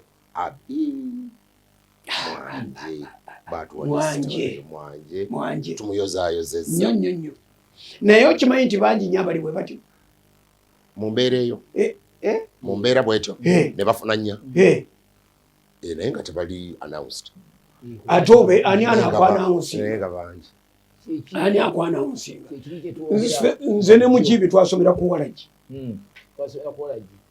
enjawulo eriwo temwafuna omwana yafunye ate omulembe gwe gwali gwa buna fe wayitanga bubiri bwokka bubiri oyita luzungu nakubala negino pepa ngasigala ku disitulikitwasomera ate nawe ojja kwewuunya era fe tukutwala butwazi ntuga nti wano wenasomera fe tetwalina kye bayita kindergarten titwagirina twalina akasomero kakukyalo obukulu nenanga omulembe gwange era fe titwagirina ate eriwa kindergarten is a new development twawulyanga bagamba emu enkulu n'emu ento kakati ate ono nange ekyemusinzaako ate kwe kusooka mukaalo nenvaayo nga mmanyi alufabeti awo b'omusinze ate ono yagenda mwemu ento n'agenda mwemu enkulu ze nasooka mu kyalo nensomayo omwaka mulamba wansi wa mbigo banjiga mpisa alphabet nozisa tikyambiga njigiriza mpisa bambala batya empale basiba batya essaati okuba ekikalu omwaka mulamba gwe namala ku kyalo okasomero ko kukyalo n'omusomesa sirimwera kanse waffe mu kyalo oluzungu bamuyita mbigo nga balutunyonyola mu Luganda okuvuna oluzungu baluvunuya mu Luganda batya ku ssomero nga bonoga nti balese oluzungu ekigambo ky'oluzungu ekikunyonyola ekitegeera nti this is a book kino kitabo nga bakigamba ebigambo byonna byogamba nti oluzungu nga bonoga nti okusoma oluzungu nga mulusoma nga tikyayogera mu Luganda naye nga basomesa oluki oluzungu musobole okutegeera anti kati yogera tuekyo okulabirako anti kati ekyo nga bonosoma ekigambo eky'oluzungu kati nogenda mu dictionary ofuneyo ebigambo ebyangungu ebinnyonnyola ekigambo kino kati ayinza atya okwogera Oluganda ng'atayanjigiriza luzungu ekyokulabirako kati kankweka ekyokulabirako ndeeta ekigambo ki answera ng'ategeeza ansa nedda point yeno tiwalabanga bononyonnyola omwana nti this word mean this n'oleeta ebigambo mu luzungu ebijjayo ekigambo kiri nga bigambo eby'omu luzungu byangu ebijjayo kiri ekigambo ekizibu ekiri ebuziba ne bw'anaaleeta ebigambo eby'oluzungu ebyangu nga tobitegeera ng'alina kwogera Luganda kakati kino ekigambo kitegeeza kati mu kibi kimulemye okunnyonnyola yali kituufu nze oluzungu nalusanga mupifu I was introduced to English in primary 4 first time okuwulira kye bayita nga si era nga tikyagamba bwati Ssentongo ng'agamba bwati ye ekyo kiba iye ekyo nga tukimanyi mu mutwe bukusu biye ba iye alphabet nga vowels ettaano zokka okugamba nti eye iye otekyuka ne utekyuka nga mugenderaawo ekyo kiwulira bwe kiri ekizibu ku mwana w'emyaka 11 ate ng'atandika bw'ojja mu ssomero bw'ojja mu Kampala ekyokwebirako mu klas kankweko kyakwebirako omwana baagala kumunyonyola school what is a school olire bavunyula omwana school y'essomero byeno eri tebayinza kinyonyola balina gati school y'essomero school y'essomero kitegere kyetugamba bakikuvvuunulira olwo kati ono yayigira mu ssomero nga lyewa kitegeera buuku kyekitabo ya plate y'essowaani ate eno toyinza kwogera nti kiri essomero plate y'essowaani kapu kyekikopo ate nga wano toyinza gamba school y'essomero wano school no nnyonnyola you define it is a place where children go to school to learn omwana aba yabuze dda kubanga naye bwona obinnyonnyola bwona ajja kuba taddategeera waliwo yanyumiza we Fort Portal nabo baabasomesanga mu Lutoolo okusobola okuwulira kati ne babagamba ekigambo ansa nga bagiga answera kati ng'oli ajjukirako answera buli lwa okukiwandiika bayiga kuwandiika kati ng'awandiika answera owandise ansa naye owulira kati ate okulutegeera ate olw'okwogera ne lutawanya kati ate olusome ne bajja bwe twagenda mu P5 ne tusanga ka J.A. Bright ate nze J.A. Bright namusaka P6 kati ffe twamusomera mu 5 naye ate era kyova olaba nti Dr. Kiri kyagambye nti omwana ng'oyo bw'afuna 14 abanga afunye 4 kati nze bwe ntunula oluzungu engeri gye mulwogera mastering of the language n'ebyo kwegamba nga tewali background ya as early as ndabira ddala nti this is the Lord is doing kubanga kati bw'oba ogerageranya baatukuwanga bikaadi okwogera oluzungu nga weekweka bino biteeke kaadi Luganda tooka Luganda tooka wetubimanyi tubabimanyi kikaadi bakola association Luganda tooka bali betwogerera mu gomalala nnyo kati bano bannabakugeyali bagamba mukibi spoke of a natural bamuwadde neno kitwala nebo sikikwata what bwe sikikwata kibooko abiri kibooko era oli akikusuulira ate bakukuba nnyingi kubanga wakise gwe tewakiwadde mulala kubanga naawe akikwamaza agamba bw'ati excuse me lugolobize Luganda toka n'akikuwambaza okisuula wansi bakukuba ezizo ez'okwogera Oluganda ate ne bakikuba ne gwali kiwadde kubanga kati kati gwe bakiwadde bambonereza oba okubonerezo kitambula naye okutambula nakyo olunaku olulamba okukisiiba naye nga sinafuna ayogera Luganda mulala abaana beekweka kijjamu nenkiteekamu bagenda mubanyumya emboozi yaabwe oluzungu lwali wampaka kombe yakirina kati akupika okuyogera Oluganda kombe yakikutte olutandika okunywa Oluganda take card olindeka naawe nja kuwa kabalagala era abamu nga bakigala abamu wayupadi Sebabi yali ava Bulawula omuvuka amita Sebabi ng'ava Bulawula talina mu kigambo kya Luzungu neki takiri mu mukamwa bamuleza mu kisolo nkimwambaziza ze nkimwambaziza bwe mala okimwambaza nga this one is a Luganda talker nkimwambaza n'alyoka nkuba akakokola bekku yakuwa wano katanzite sigudde ku ttaka omukasi gwakuyigga yakuwa nakudiza ekinakikusuulira yakitwala naye kakati kibooko ezigenda okumuliibwa zakunkuba akakokola nedda ffe twayita mu bintu birala nnyo oluzungu okukola statement nti onyumye omaleko kikisoboka oba otandikamu kati kisibanizi Luganda toka naye twebaza Katonda naye association yandikoleddwa na Luganda Talk Association osaaga n'okusaaga obudde butugoba be bano nedda ate bano be bano abo be ba Luganda Talkers be bambala ekikutte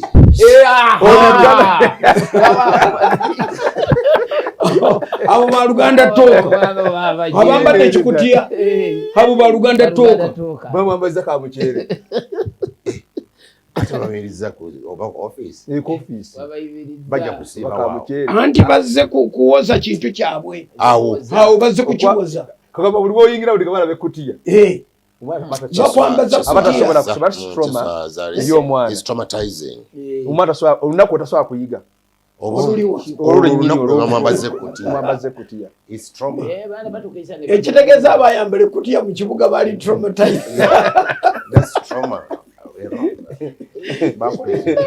omwana taconcentrate wabayambala ekutiya mu kibuga be bakyekolera kale abomukibuga be bakyekolera esimu gye muwulidde evuga gye nderabidde okujjako ebadde ya ssomero waliwo essomero erikkiriza liga nti bw'aba asiimye bajja kumusomesa okutuuka ku siniafu bw'aba asiimye anti kakati ate tendo ali ku bbeeyi ndala ayinza okugaana n'alondamu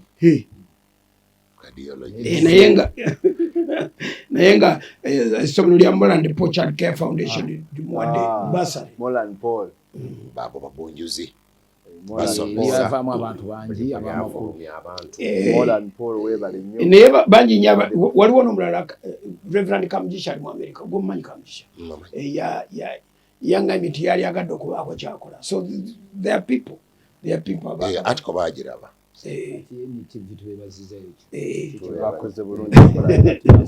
aba NTV bakoze stories bbiri ezo okuziika kuli ne story y'omwana ono bakikoze bulungi okay simanyi oba last week kino ekintu wetukirekedde twagala kugamba nti Katonda abakozesezza n'owulira nga waali agadde okukwata omwana oyo omutwale mu ssomero find the best school omwana ono ekintu kikireme kufiirayo give him some money sponsor him. A school can come through now one of the best schools you need a good school to do what he wants to do to get out of that school you need a good school feffe n'abasinga nze ndabira ddala nga Katonda yatutaasa because byonna bye twali twagala okubeera ebisinga singa teyali Katonda tetwali bibadde Katonda atuyambye buyambi naye nze ŋŋamba nti Katonda nga bwali omulamu akozesa abantu ate n'abakozesa ebigenda Katonda abakwateko wabeerawo engeri yonna essomero oba omuntu omusobola okussa obukadde 24 oba mu maama okufuna omulimu oba omukazi oyo okulabirira abaana kubanga n'abaana nabo beetaaga kuba ekyali abaana kubanga single mother ate bamubuuziza nti omwami yafa gyali akola bibye naye yatusuula tatuwanga yadde ekitabo ekimu nange naye omwana engeri gyayogeramu yokka kyandetedde ebirowoozo bingi apiiru tugikoze so there you go kati oli aba amunoonya bunoonya oba anoonya ffe media house eno osobola okujja ku media house eno n'ojja n'otulaba oba n'ogenda ku NTV bw'oba tomanyi gyeri bw'oba tomanyi NTV ffe wetuli wano tujja omulenzi tujja munoonya we will look for him tujja kumunoonya oleme kuziyizibwa bali amawulire simanyi nabo otuukayo osobola okujja wano Kagoma ffe tuli bangu ffe tulabika tetulina nnyo wano kumpi ate omwana tali wala ali Kagoma ali Maganjo wali okay simanyi oba wiiki ewedde mwalabako ku proposal eyayita mu mawulire nga bagamba nti paalamenti baagala yebeeronda pulezidenti omulundi ogujja ekigambo ekyo kyabikkibwa olukiiko lwa Naamu n'olwa G77 plus China enkiiko ezo ebbiri zabikka ekigambo ekyo kyabulirayo ndekibulirabuliraawo so nalyagadde tukyogereko kubanga naturally oba kale technically I think bwe wabeerawo okulonda kwonna kitegeeza nti abadde president asigaza obuyinza mu mukono gwe obutonotono eggwanga lireme kutambuliraawo okutuusa naddala bw'aba yeesimbyewo asigazaayo obuyinza asigazaayo obuntu eggwanga lisigale nga litambula with the assumption nti should he lose an election then he will hand over to somebody. Ekyenjawulo mu Uganda nti over the years abantu badde balonda Museveni nga he hands over to himself. Kakati naye abantu batandise okugamba nti nekino ekintu ekyatubaddeko ne batu kakati olaba strategies z'abannamawulire kyebayita fourth state ndowooza mu kitunuulire nnyo mu kyegendereza bannamawulire baafuukira ddala mpagi nkambwe basalawo boogera ebintu ebyengeri kakati bwe baasimba ekintu ekyo kyasigalawo baali bo bamaze okuforecastinga nga balengedde nti mu ngeri yonna ekireese olukiiko e Uganda kuhanding over bukulembeze obwa Naamu ne G77 to President Museveni kati bo ne basuulawo ekigongo ekigamba nti Parliament kati yejja okulonda president. Kakati mwe benjagala okwebuuzaako ekibuuzo ekisooka mwe mulowooza nga 2026 kuba takyali wala akalulu twakatandise campaigns twazitandise eza 2026 anti do you think that the president would hand over power if there was a change in the electoral result nga tebawaddeyo our culture okusinziira ku our voting culture ne the political temperatures mu Uganda he wouldn't culture yaffe yagala bwe kitabaamu osika muguwa wuuyo abantu balowooza nti kabadde kalulu baagala okusooka Uganda bwe watabaawo macupa na miguwa kwokya bipiira na wuuyo tebamanya nti balonze akalulu tekabaddeyo kiri ku maddi wateekwa okubaawo omuntu akyusa narrative kyetwogereramu kati nti kirina okukoma kati wali ogenzeko mu nsi endala nga balonda yes n'olaba bwe kibeera yes okay. Uganda teyinza kituukako ekyo not soon tetulina political will omuntu akera mu office nga lunaku lwakulonda teba public holiday mawanga agasinga tebeera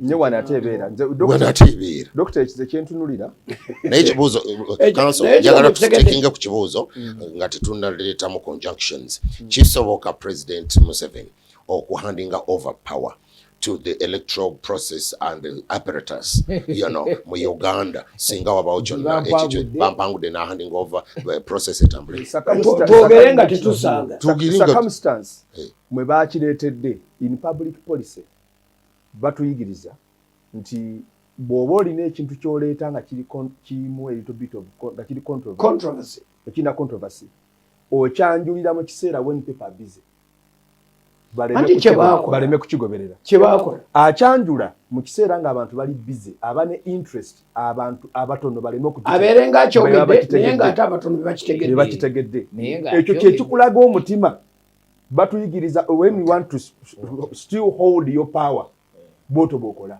kati engeri gye bakifulumizza ani yasomesa atyo yali Machiavelli yani kuba bano bonna they come from some kind of mukosi ya MPP MPP kakati nje nkisanze initial in fact the first lectures kakati ogenda kitunulira nga engeri ngije bakyanjuddemu babadde they are excluding the majority to know.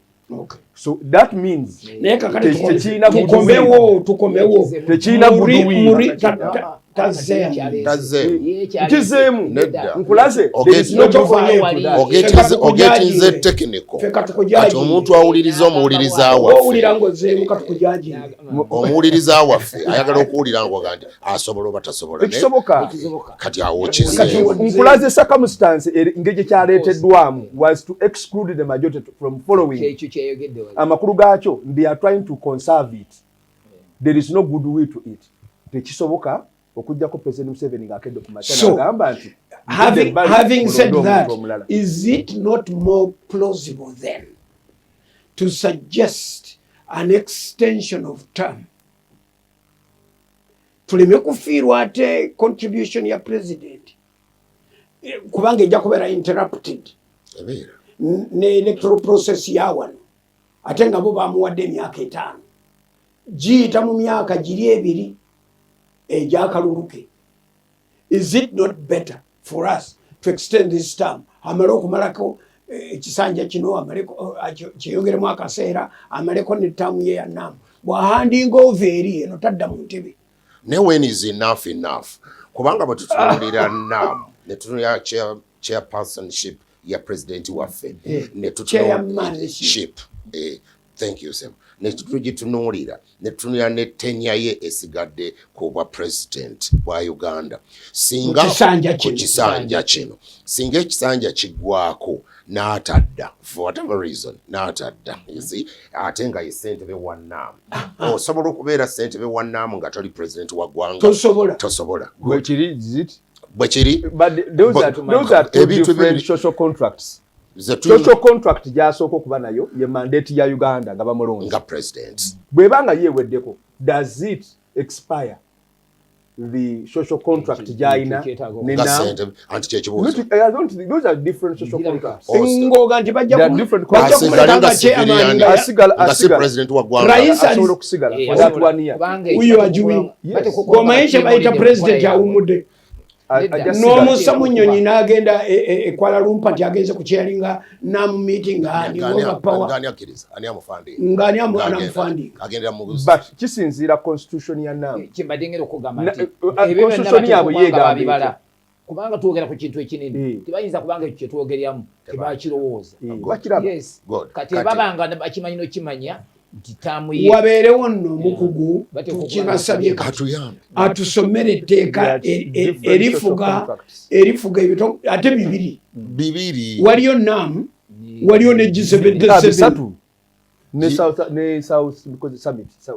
ne summit yes bisatu batusomere contract ezo tutegeere constitution zaabwe zigamba zitya kubanga ffe kituyamba bwe tuba tumanyi nti constitution ziri ziga nti bwe tuba tukuwadde obukulembeze ne bw'ova ku bukulembeze bw'eggwanga lyo feno osigala ng'oli former president naye nga gotukyeringa bakati kiri bwe kiti kitegeeza nti si by 2026 nga bamaze okulonda ne balonda omuntu omulala kitegeeza nti NAM erina okukomawo transferring from outgoing to the income eyinza obutakamawo gw'otambula n'ogenda obawa ekyabwe eyinza obutakoma okukonvini tebakomawo okukonvininga wano ng'era bali bwe bakireese ne bakituweera wano nammwe bwe mukikwata ne mukiwaani nga tebadde bakonvini anti bagenda kumunoonya. The conference must be held first. Yes. Kakati awe wenkirabiramu dynamics nti these are different contracts. olw'okubanga baba bakulabye nti olina obusobozi bakukuwa olw'okuba oli mukulembeze kiri bakikuwa olw'okubanga n'obusobozi obulina kati ne bw'oba ttaamu yeweddeko tekikuggyako okuba nti olina obusobozi obwo kirabika ndowooza kiddemu ekyo nti olw'okubanga oli mukulembeze okimeretinze kiri kubanga you have that potential kati ne bw'oba olekedde awo omwaka guno bakisobola okuba gukulekera n'otambula kubanga era okyalina obusobozi buli ngeri mu America ebagamba Mr. President nga yavaako naye nga bwe tuba tutunuulira two social contracts as it were two entities the presidency and the chairmanship eya NAM ndowooza nti ekiyinza okukitereeza kwe kutegeera what does the constitution of NAM eyogera etya ku ekyo then bwe tumala okutegeera ekyo kituyamba okumanya nti ne president tenure ne bweggwako mu ggwanga X asobola okusigala ng'ali oba tateekeddwa oba it is transferable nti it is given to the presidency and of the person nti president omulonde ow'eggwanga lya Uganda kati omupya ye ssentebe ng'asikira ssentebe oli eyavuddeko ekyo nti omwaka bwe guba gusigaddeyo gumu gutambula n'agumaliriza guwereddwa president abeerako incoming kati ekyo kyotegeeza njagala okulowooza naye ate nze kamba weeyo akabuuzo kamu bwe tukaveeko tugende ku area endala nga bwe tusetulinga tujja kukolayo akantu akalala kamu kokka kambuuza ekibuuzo do we envisage parliament applying articles 79 over 137 to change the electoral process? Yeah. Articles za constitution yaffe kubanga okuddira omukulembeze afuga amawanga 136 136 nations ne mugamba nti tumuvotize out of power ne muleetera amawanga galiko n'ebizibu lwaki mmwe temubeera na pulaani eno gye tuli eno ng'obudde bukyali ne kiba seamless? Here you refer to the electorate eya Uganda okwaccommodatinga changes ezizo tugwira anti era nga bwe twogedde Dr. Wali nti our culture here mu Uganda voting especially yali manipulated nti bw'watabaawo kuyiwa musaayi abantu tebalowooza nti akalulu gye kali era katambula bw'watabaawo gwe baggalira mu nnyumba abantu tebalowooza nti life will move okusobola okumanya mu Uganda nti tubadde mu kalulu watekwa okubaawo abafa which is a wrong thing narrative which must be changed nti abantu bayinza obutafa look at America for instance kale oba oliajaga nti emyaka 2 plus naye baatuuka batya okuba nti balonda and it goes as it goes wano mu Uganda gye babulandingamu ebyokulonda biri mu violence totegeeza more or less bibodalingira naye ndowooza nti ekibuuzo kye tuleese tetuyinza kiddamu leero the proposals made empapula z'amawulire ne ziteekawo ekigambo ekinene proposal ey'okulonda president by parliament ne kibikkibwa NAM kubanga I think a day or two prior to the conference we baakireetera so ne kibulira awo so tukinnyonnyodde naye twongere okukirowoolezaamu kubanga kyetagisa kati okusoma amateeka ag'enjawulo okukitegeera. I'm looking at a discussion bordering on applying constitutional forces okuteeka kino mukola. Kyetaaga okusookera ddala okutunuulira the institution ereeta abantu ababaka mu parliament gye bayita Independent Electoral Commission. The Independent Electoral Commission must be constituted nga bagikoze okusinziira ku nga bagiguddewo okuleeta all to participate nga tesigamye ku muntu omu nga yagisaliddewo nga appointment authorities President Museveni erina kubeera nga eri liberal nga baguddewo. Let all political parties batuule wamu. Voting should be public. Abantu abayingira mu offices zino okutandikira ku chairperson ne ba commissioners bateeka kuba nga representing the constituency which is the people nga representing abantu, not an institution oba an NRM or a sitting president. But tuba tukoze ekyo bwe tutyo then nga electoral commission ngemaze okufuna that look, a new look of independence tusobola okugenda to this. Bwe tutaba tetukoze bwe tutyo tugenda kuyingira ate mu bizibu ebisinga bye tulina. Ne IBEC e Kenya tobadde nayo naye eno toke kinene katukireke n'obudde butudduseeko twafiiriddwa eddakiika ttaano badde yatuzikose bwe tuti. Yes. Kenya yayisiza etteeka.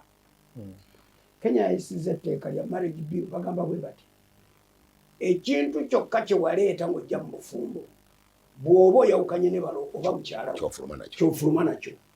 The things that you contributed to that relationship kasita mutategeeragana and you want to divorce oba to separate kooti ekuwa ebyo byokka bye wajja nabyo. Now on the background of that, Uganda etteeka ly'obufumbo liri held lyayimirizibwa. Nabuuzako ku mukyala Saropendi of recent ne mugamba kiki ekyalimu nagamba but we are in final stages. Baali basuubira by September last year that the marriage bill would have come back to parliament bakikutuli kiveewo kubanga ebyali biganyiganye byonna byali biwedde. Nonetheless FIDA Uganda neereeta ekigambo ekipya. FIDA be bannamateeka abayamba abantu okubawuliriza naddala ku nsonga ezo domestic n'ebirala nga tebalina buyambi nga bagamba they are needed to be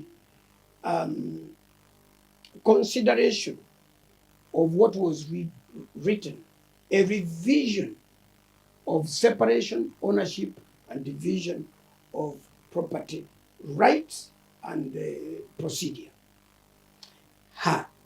Bwe boogera batyo etteeka ne babanga abalirinnyeko buleeki abakyala bagamba ab'oku nguudo okwo n'abalala n'abalala n'ebibiina byabwe biri ebibawolereza bagamba nti bwe nsula mu kisenge kyo one day you're my husband era ne mmala nfiira mu kisenge kyo banziika nga mukyala we kubanga tulina contract nze Waddles Jack Street mwanzigyeko na contract twategeraganye. Naye amateeka gayinza okubeera amazibe ne gatateeka mu kabuntu kulaba bintu nga ebitekwa okubeera ne bateekawo amateeka nga tebalabye. Ogamba logic.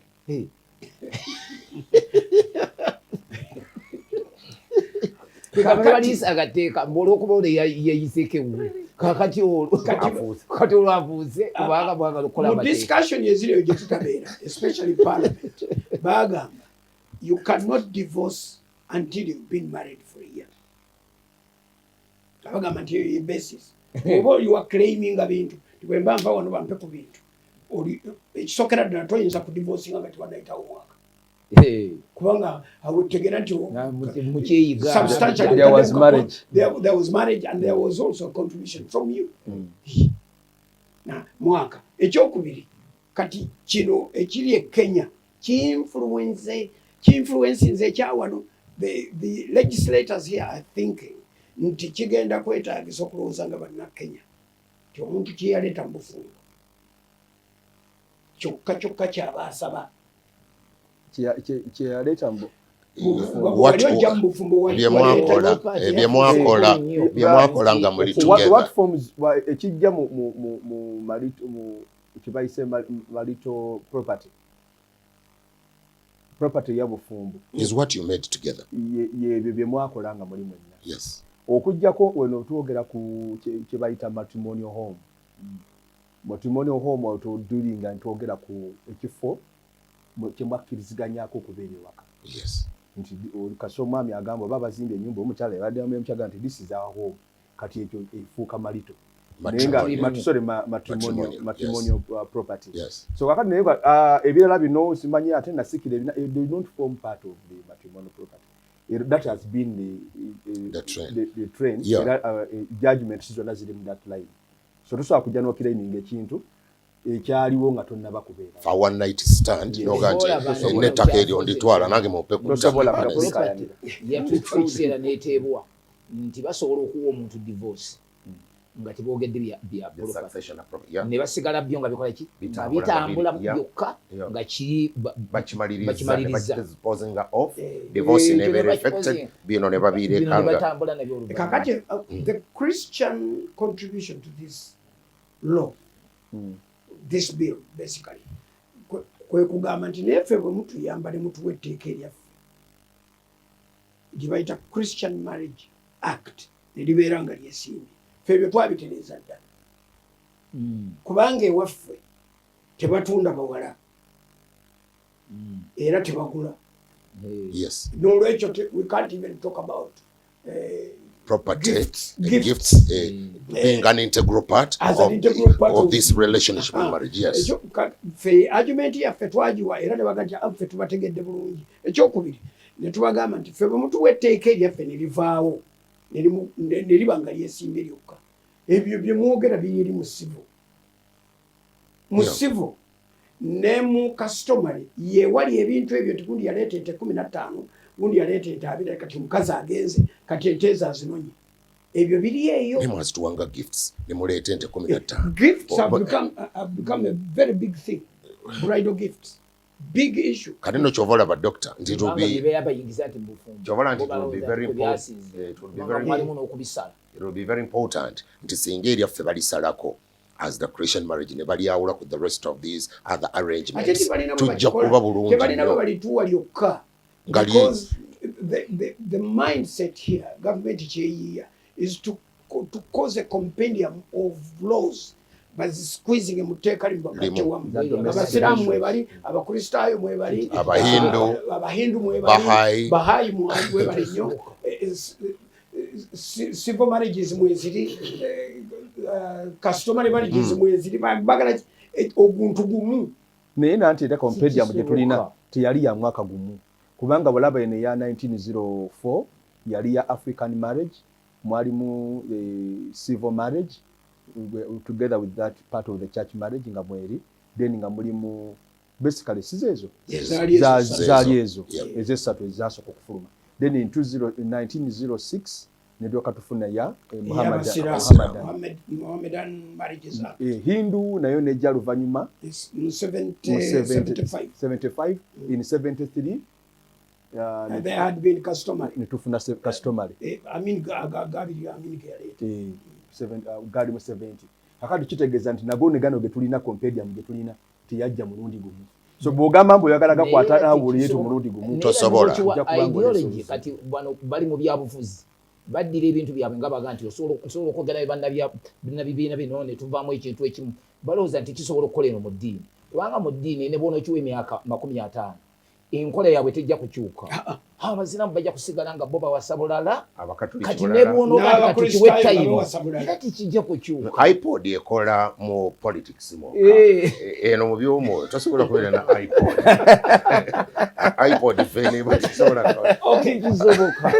Mbasaba mukkirize twaleka break kadakiika emu yokka bweti tubenga abassa bwe tudda mu hot seat tubanjulira omugenyi waffe olunaku lwaleero tugenda kwogera ku nsonga za Isirayiri. Ensonga za Isirayiri nkulu twetaagayo abantu abasobola okutubalansigira ensi ey'omwoyo n'ensi eno mwe tutambulira ey'ettaka n'omubiri ne batubuulira bwe balaba ebintu tutandika okulowooza obutereevu olw'ebyo ebiva mu ebyo ebitubaddeko mu bikiwedde. Mukkirize tukomewo in 1 minute. Omugenyi gwe tukyazizza olwaleero nze mukwano gwange ate musawo wange abantu babeera n'emikwano gyabwe kati nze ate siita batali mikwano gyange 18 bajja kuntawaniza ddala but Dr. James Magara is a dentist musawo w'amannyo nkugu abayita ku luguudo luno oluva wansi ku Hotel Africa nga lwambuka ogenda Kololo balaba Jubilee Dental eddwaliro ery'amannyo nnyini lyo era omusawo wali omukulu gwe tulina wano naye Katonda yamusaasira nti ng'oggyeko okusoma okw'obukugu obujjanjabi ng'omusawo ate alinayo ebintu ebirala byategeera ali part of the Ugandan movement ey'okusaba. I don't know oba bakyagiyita intercessors for Uganda. Okay, ekyo kyadda kubanga nze benkimanyiimu n'abamukadde Dr. Musumba Labani n'abalala bwe twakuliranga kiki ekitambula. Kamuleke yeyanjule nneme kubanga ayogerera erimba ejjebbi munsonyiwe naye munsonyiwe ekigambo kye bakikozesa naye nga kamuleke yeyanjule bwamala ffe tumusimba ebibuuzo. Ensonga esinga okututawaanya wano kaakati y'ensonga ya olukiiko lwali wano, enkiiko ezaali wano naddala ezebbiri ezaakwatagana ezo NAM ne G77- China oba plus China bye twafunamu. What did we gain? What did we get from there? How does Uganda stand to gain in the short term and in the long term? How do we now conduct ourselves now that we are center stage? Amawanga 100 tubadde tugogera wali mu kanyomero akayise 137 nations n'ebintu ebirala bingi bijjira mu politics ali atakyalina regional politics that is beyond region, beyond continent, kati twogera world politics, and the center is Uganda. Twagala tutandikirawo. Sebo Doctor. Thank you very much. We will use Sebo. Ngaba mulidde the Kolanga dentist musawa manyo. Then kati sikyali ku board nali ku board ya Uganda Intercessors for Uganda, nkyali ku board ya Intercessors for Africa. Era nkola n'ekibiina kye bayita Uganda Jubilee Network nakyo. Yeah, so nja kukozesa Luzungu mainly, Uganda nja kutabulatabulamu. Yeah, so yeah, Uganda was very, very privileged to host three, some even say 4, very big events. Yes. There was Commonwealth speakers. That one was smaller, started in January. Then we had the NAM, Yes. Non-Aligned Movement, and then G77 Yes. plus China. There was also another one which happened for one day, the IGAD. The IGAD. Yeah, now we need to ask ourselves when you see that. You know, when you see things in the natural, you wonder what is going on. It's very unusual to have one country, especially for the two ones, to have back-to-back those sort of meetings. Very, very unusual, unless you're in New York or London or something like that. But this is Uganda in the heart of Africa. So I would want to first of all congratulate the government for organizing an event. You know, there are some people outside there, but it wasn't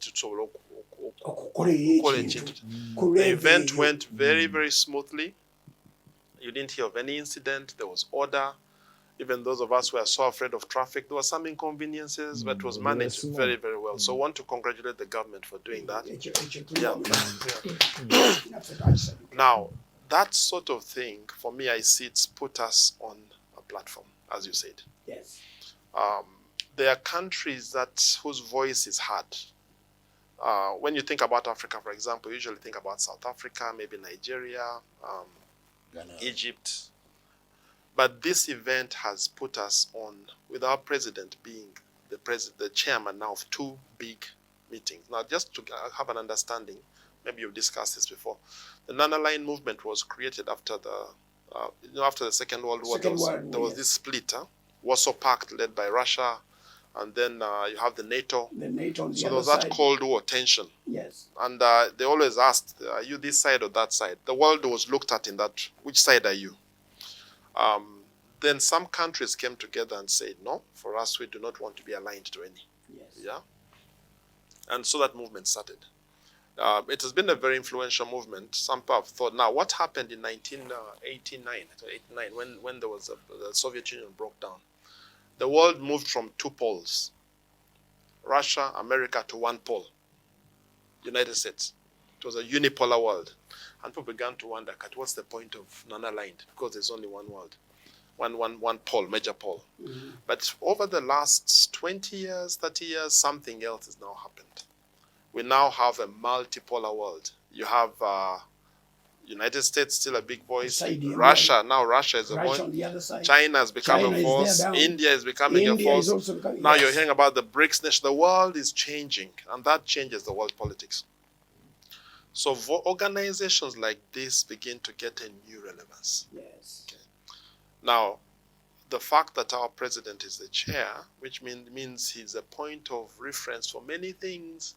When people want to push things globally, they'll be consulting him. And so that puts us on a table we may not have sat on before. We are now we're already on the global table, but we gain a big prominence. Now the G77 was, I think it was 1964 when it was put together. It's under the UN. That one is under the UN, where 77 nations came together. There are now more, I think they're 130 something. They said, look, we are sitting in the UN, but it looks like we are not, like there's a high table and there's a smaller table. You know? So we need to find a way of working among ourselves. You've heard our president saying, well, Africa, why doesn't Africa have a seat on the Security Council? The Security Council can veto anything, but we are not represented. Why? So this other group said, okay, let's have our own arrangement where we can encourage more south to south. But it's under the UN, that's why the Secretary General came. Again, that's a very prominent position. So now two things I would say, 2 or 3 things. Number one, what happens? What are the implications for the family? It means, number one, you're more visible, you're more talked about. It also means you must behave better, because anything you do, reflects. It also has the influence. All these powers want to influence you. And that's why I think when we talk about the 17-day thing, it also carries a higher level. Yes. But two, the other great thing that happens, a benefit, is for trade. I was reading from Mr. Stephen Esime of Private Sector Foundation. In those 2 days, there were deals worth billions that were arranged for. So it has an impact on trade as well, a benefit for us. Yes. So for us, as people of the kingdom, I think we recognize that Uganda is being lifted to a new platform, but also brings responsibility for us. We need to be praying for our leaders more, but also praying that we will. I don't think it happens one way only. Politics, it's happening. I believe in the church, it's also happening. In the spirit, yeah. In the spirit realm, we are taking a bigger relevance, and as church leaders, of course, people search Uganda more. And so I hope you're present. These days, internet, you're not there. You don't exist. So there's a time for us to increase our voice on those platforms. Huh? Make sure we are present. If you're in this generation Dreamokati, you have to be in the digital world. Yes. You have to be in the digital space. And I'm glad Impact has led the way in many ways, putting us on media and that sort of thing, because your voice now can be amplified all over the world.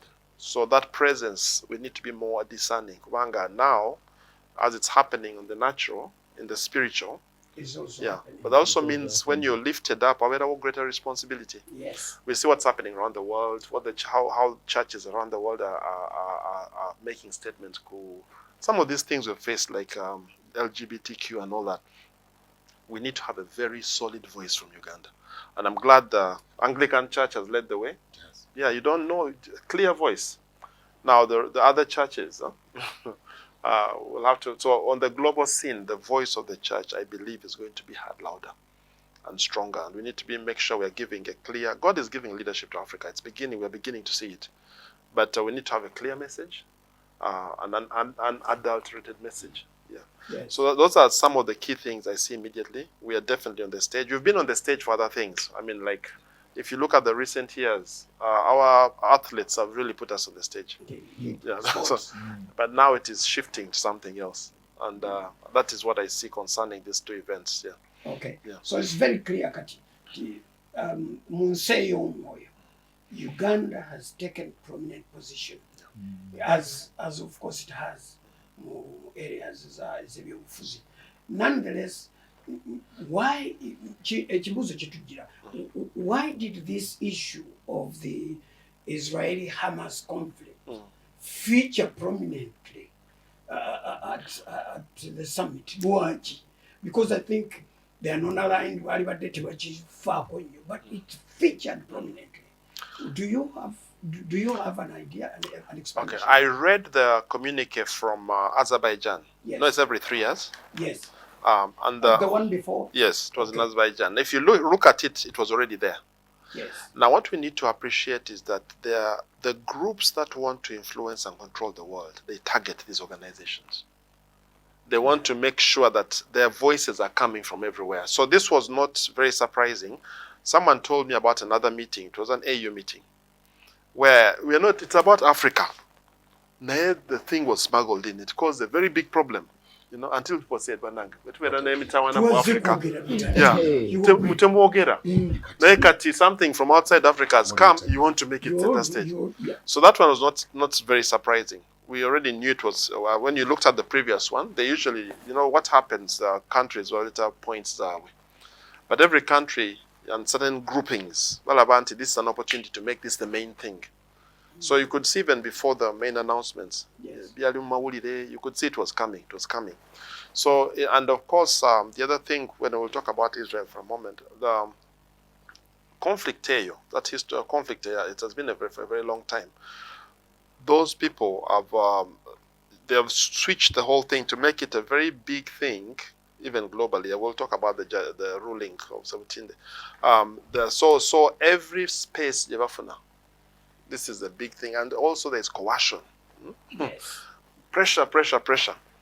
So now I think Uganda was also in a tricky position. Kubanga, we are hosting these things, and it's a big thing, and so there was a lot of politics behind the scenes. Doctor, many years ago, abajjukira raid on Entebbe.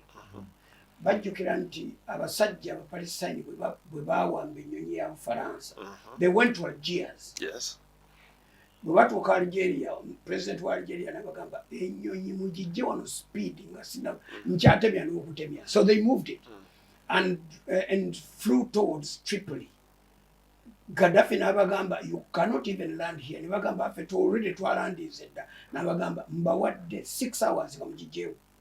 Era in 6 hours bali bamaze okusimbula. Olw'okuba Uganda yali featuring prominently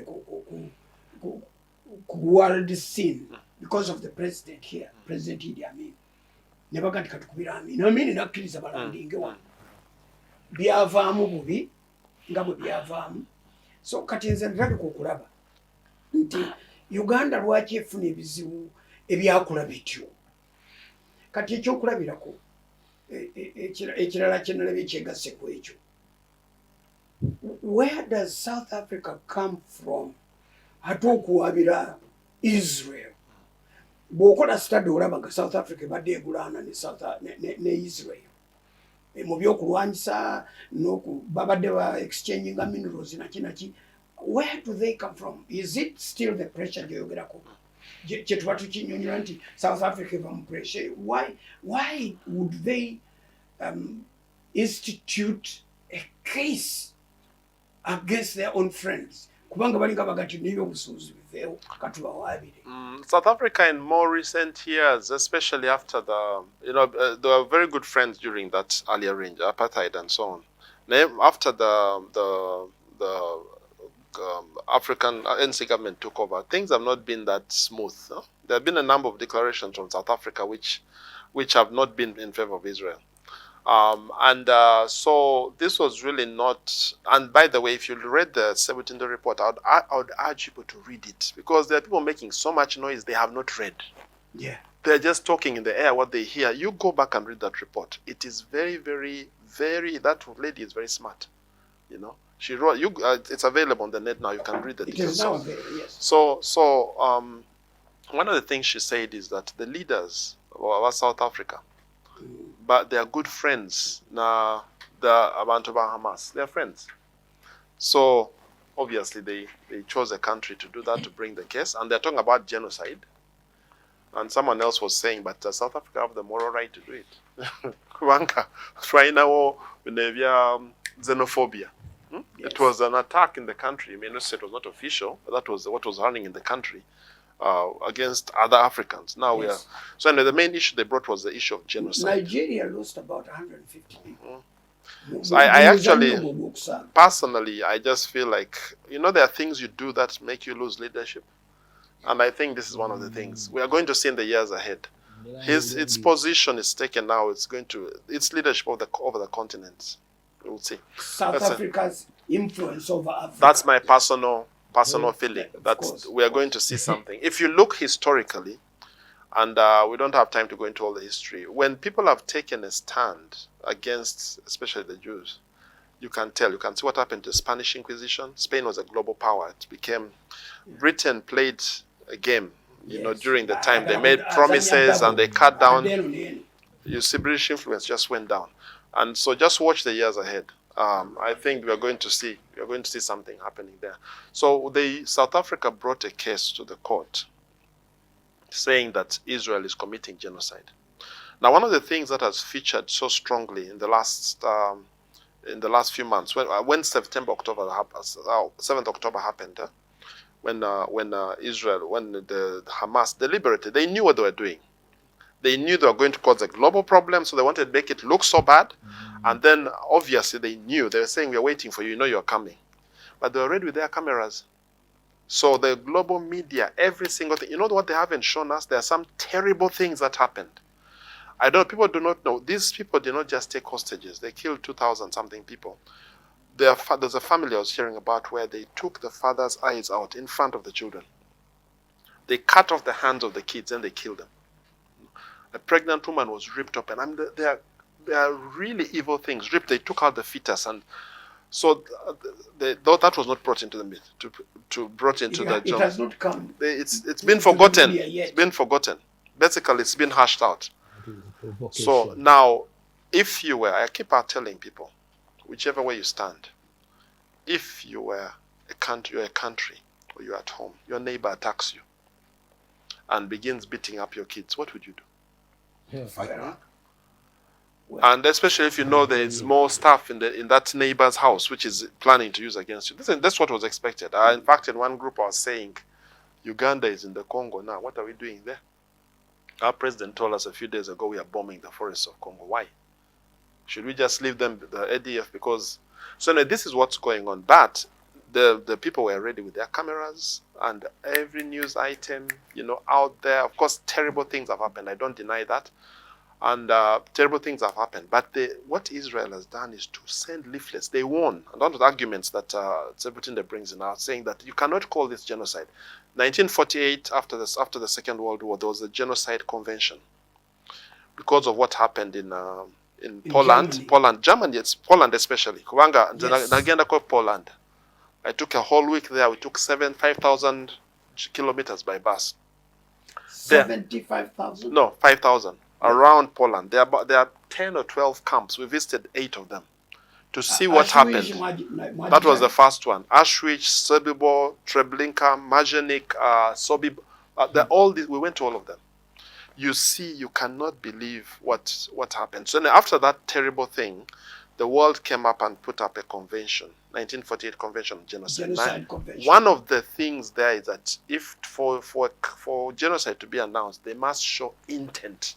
There was a planning. We saw what happened in Rwanda genocide. It was planned. So how do you now call this thing genocide when you're going to deal with your enemy who has attacked your home? And to make it worse, your enemy has planted. He's not in a barracks. He's in a school. He's in a hospital. He's under a mosque. He has built tunnels under these places. So how do you get your enemy? So it's a very complex situation now, but that is now being twisted. By the way, that case was just to show from face value. If it passes this, then it goes to the next stage where they will actually now begin looking at Israel committing genocide. Sebutunde's argument is there is no evidence of intent. You cannot call this that they planned. They not plan. Israel was reacting, and moreover, the other side still bacha in hostages. Yes. The other thing she mentions in her report is since these two are friends, Manaba South Africa leaders, why doesn't those leaders now, since they are so concerned about this thing, why don't they talk about the release of hostages? Their friends tell them, but yeah. So because Israel has insisted that we want the hostages. By holding on to some of their people. So and they're not many anyway. Personally, I commend Sebutinde. We saw her here. she stands her ground. You know, I talk about pressure. She said there's a report. We are all judges here. By the way, judges, if you're appointed in Gomulamuzi, you have to have independence of thought. Yes. You cannot you're not told what to say by your country. That is different from being from the UN. Of course, UN, you're a representative. You cannot speak your own voice. Huh? Yabagambye, this is not a political matter. It isn't, yeah. No. Singa political matter twali kikutte bulala. Naye eno ensonga ndala nnyo yakuzuula whether there is a case of genocide, yes, oba kulimba, oba sikiwikiri. So I think she has explained. She has, and she has made it. It's a very, very well written. One of the other things she brings out is to shock. One of the things, two-state solution. Now, do you know there are 5 opportunities for two-state solutions which the Arabs refused? 5. You know? Yeah, from 1936. Yeah. The whole world. The two-state solution is the only solution. UN said it. From 1936, League of Nations, 1936, Peel Commission, Bangedes Abateko Commission, because there was a riot. When the Jews started coming back, the Nabateko riot, there was a big riot. So the British who were administering the Nabateko Commission, Peel Commission. Yeah. It concluded, well, this thing is too complex, so we don't want 2 states. By that time, Jordan was part of the arrangement. Jordan, Israel. So they split. They gave Jordan. No, Jordan was really part of. Yeah, obviously. What was they called the Romans about Palestine, because the Romans had fights with them. They said these guys are so troublesome to Jews. So before that, the Jews who were staying there were also called Palestinians. Well, Golda Meir, I'm also Palestinian, because this is the name of the region. There were Arabs and Jews living together. The Jews may have been few. So when the 36 Peel Commission, but take our same thing, 2-state commission. 1947, 2-state solution, 1967, after Six-Day War. Yom Kippur was 1973. Yom Kippur was 73, yeah. Ghana. So then there was 2000. 2000, I think it was Omet. Again, 2-state solution. There was a meeting in Camp David. Yagamba. It was whose president was that? I forget the name of the American president at that time. He said Clinton. We spent days here. I think it was Clinton. And all this guy was saying was no. Yeah, that's what everything. No. Eventually, you remember it was I forget they were around the Interfader. But Israel unilaterally withdrew. Yagamba, okay, you take care. Instead of building the country, Hamas came in, took over the whole place, and made it a military, firing rockets. I would say, what would you do? If we had rockets coming in from Congo every day to Uganda, what would Uganda do? Retaliate. We just had a few bombs here. You saw what happened. Yes. But these are hundreds of bombs raining down on the country. On a daily. So this situation is not as... about media. Media has had a prompt major disinformation. And you even hear political leaders speaking at the 2-state solution has been accepted by Israel 5 times. Even when they are given a small option, they say yes. Doctor, how do we then advise Dr. Ayebari, our UN rep? Well, kubanga omukyala yakamala okusoma ekiwandiiko kye just came up and said that's not Uganda's position. Yeah. Now, unfortunately, what do we do? Well, he's a representative. He's not a judge. 17 days a judge, so we must allow her to exercise her independence. She does not respond. She does not, as a judge, she does not read anyone's. Uganda's position. Yeah, and she has to write her judgment so that you see her thinking. And so once again, I say read that judgment. If you haven't read it, first read it before you make any noise about it. He's a rep. Now, I noticed Uganda last time voted. Uganda voted last time UN that when there was a vote about a ceasefire, Uganda voted for a ceasefire. But also need to appreciate that he's in a hot seat. So he may be right in what he's saying, that it is not our position, but it does not negate what she has said. Our position has been there are places where we abstain. There's an earlier vote where we abstained, we did not vote. We always have that option. So on this side, I do hope that the political leaders will understand the issues properly and make this. Now, this is part of the pressure that comes on our president as the president of what? Because when you're part of a group, you can't say I'm part of the group, but you can't say I have a dissenting view. When you lead, so that's a bit of a tricky.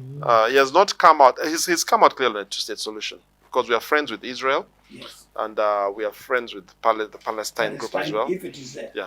Yeah. But then Hamas is a terrorist organization. That one is, even the British have, other countries have announced that. And you know Uganda has suffered from terrorism. Okay. Yeah. Talking them briefly because 17 days was able to check it out. This morning. Judgment ya majority abasatu. Yakiwadde South Africa.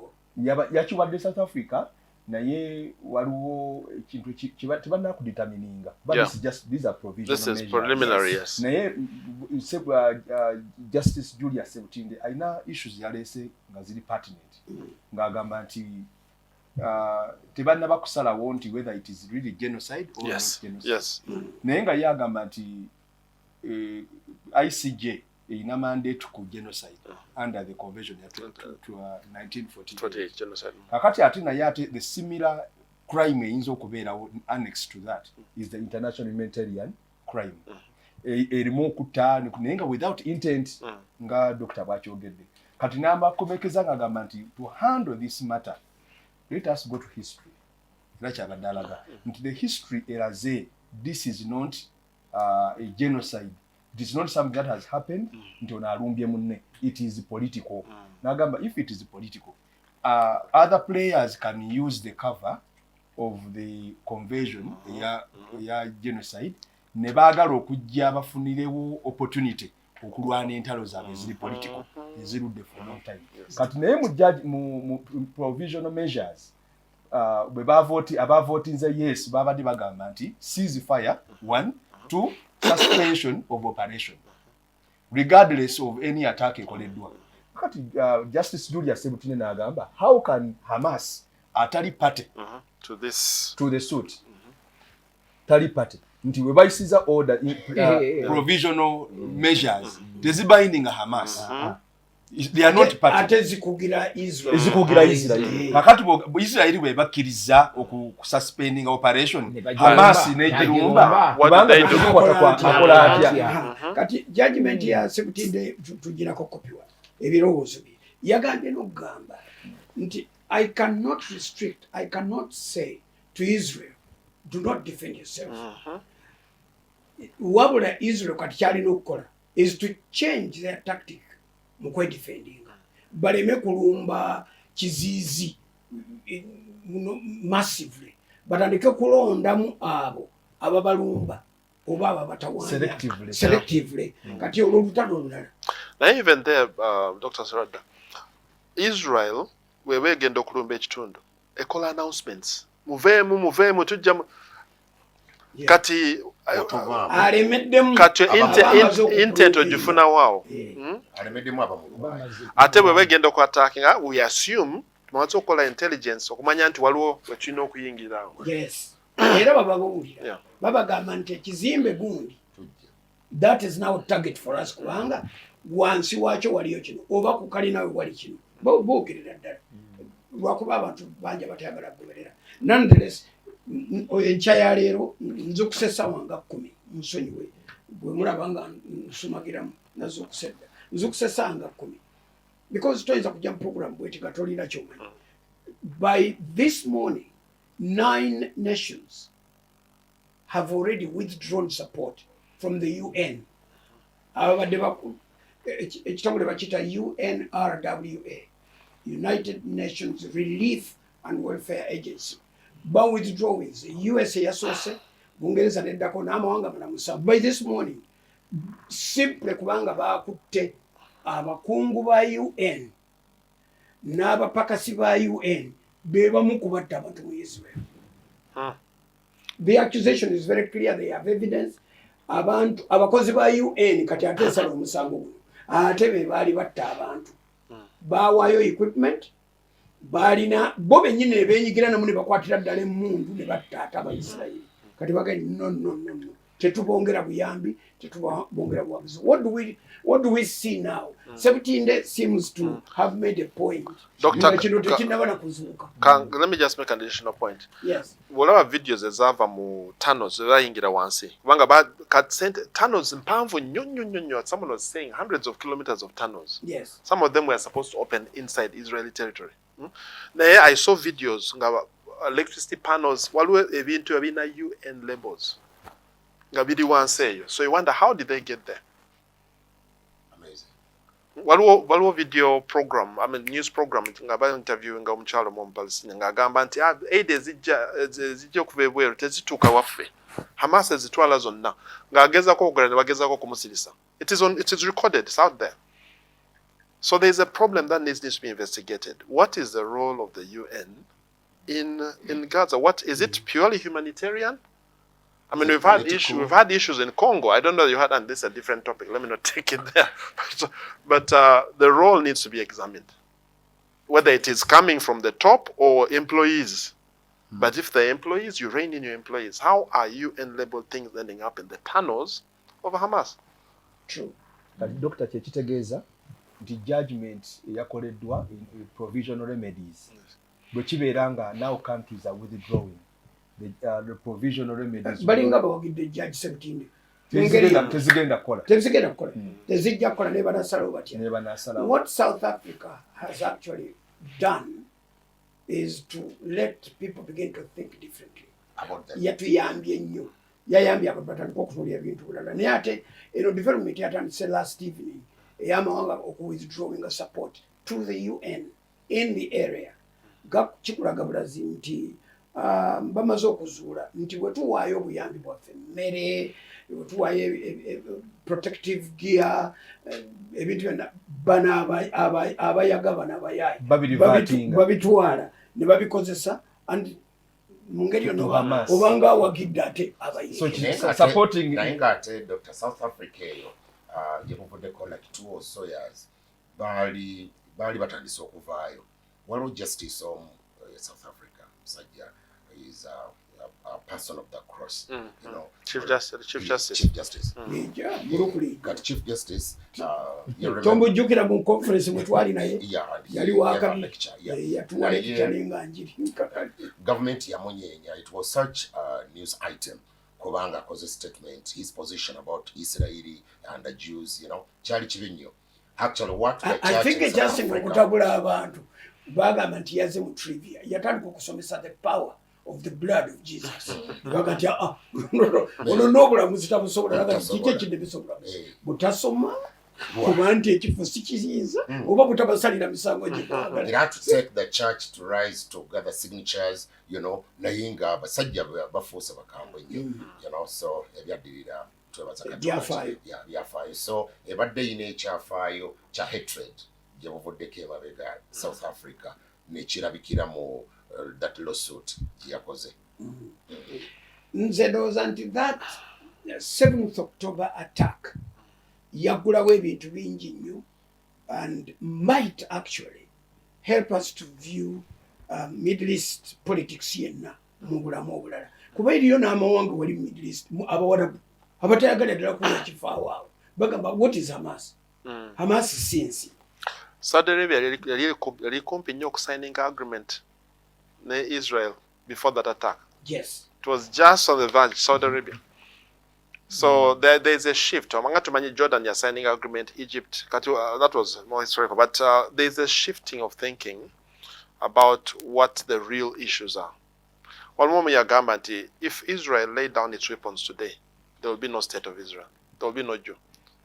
If Hamas and the other ones lay down their weapons, there will be peace. Think about that. If Israel laid down the weapons today, there would be no Israel. There will be no Israel. From river to sea. Go back and read. Waliwo ku internet sanga what's the document? Hamas Covenant. Yes. Elinga constitution they are setting a place Hamas. You read through it. it is basically geared. They say that this nation is there temporarily. We're going to wipe. It is. I was talking to a group yesterday, Nangamba, Kati, who has genocide? You look at it clearly. Ana ina genocide. Gendo some intent and documents. Then you look at document they are setting in place Israel, 1948. It is there on the internet. Yes. Compare the two documents. Osaleo ana ina intent. Kubanga, it is there in the document. Atene mweno document Julia akakasiza ddala. Agamba ne intent je mwogera teriiwo. Sisobola kusala musango gutaliiko intent. Kino ekintu kyammwe kiri political. Mukitwale mu politics mu it falls under international humanitarian crimes, not under genocide. No. Actually, Israel erwana kubeerawo. Survival. Ne Palestine erwana kujjawo. Kakati omuntu alina genocidal intentions. Yona yagamba kujjawo. Yagamba I must stay here. But apostle tumwine. Ekintu kye tulina okutabuusa maaso. Nti bano group Hamas erina ba allies amawanga n'ebitongole. Ebitongole ebyo bye bikola ze PR. Because the reports media never kwata media never shading ekifaananyi waliwo media mu east yao media houses eziri mu east yao nga zote zikyakola kirala neziri mu west liberal thinking left thinking kati zikutensi yonna ne mu west your western universities riots ezali mu universities mu America. Yes. So there's a very strong push all over the world. Ate era doctor concluding even states and governments indala outside wali ku center mu Africa and other places babateseemu sente to drive them to their cause. Yeah. Okay, what about Uganda? Because to come home. Okay. How do we advise local people in Uganda?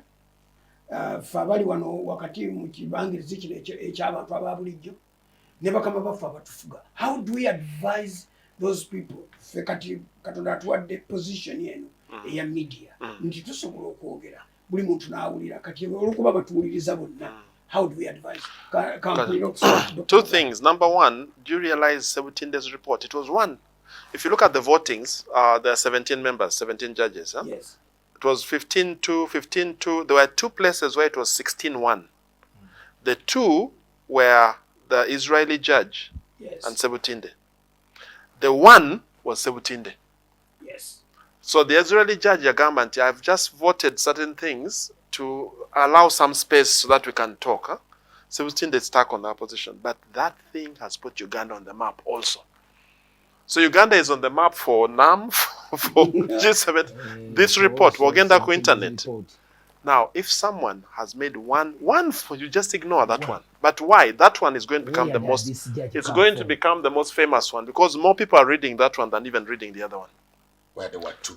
Where her judgment is have agreed with each other. Her judgment, I can predict, is going to be read more than all the other, even the main judgment. Now, going back to your question, for me, I felt a bit good about that because I feel it neutralized a bit of what was done here. Yes. But number two, I think the time has come, and this is something I've been struggling with. A few of us put together a document, and we have been looking for a platform where the voice of the church in Africa must be heard. Exactly. And I think it's going to come from Uganda. The voice, what is our position? Because with all the disinformation you told you that one, facts, people, there are facts, people look at facts.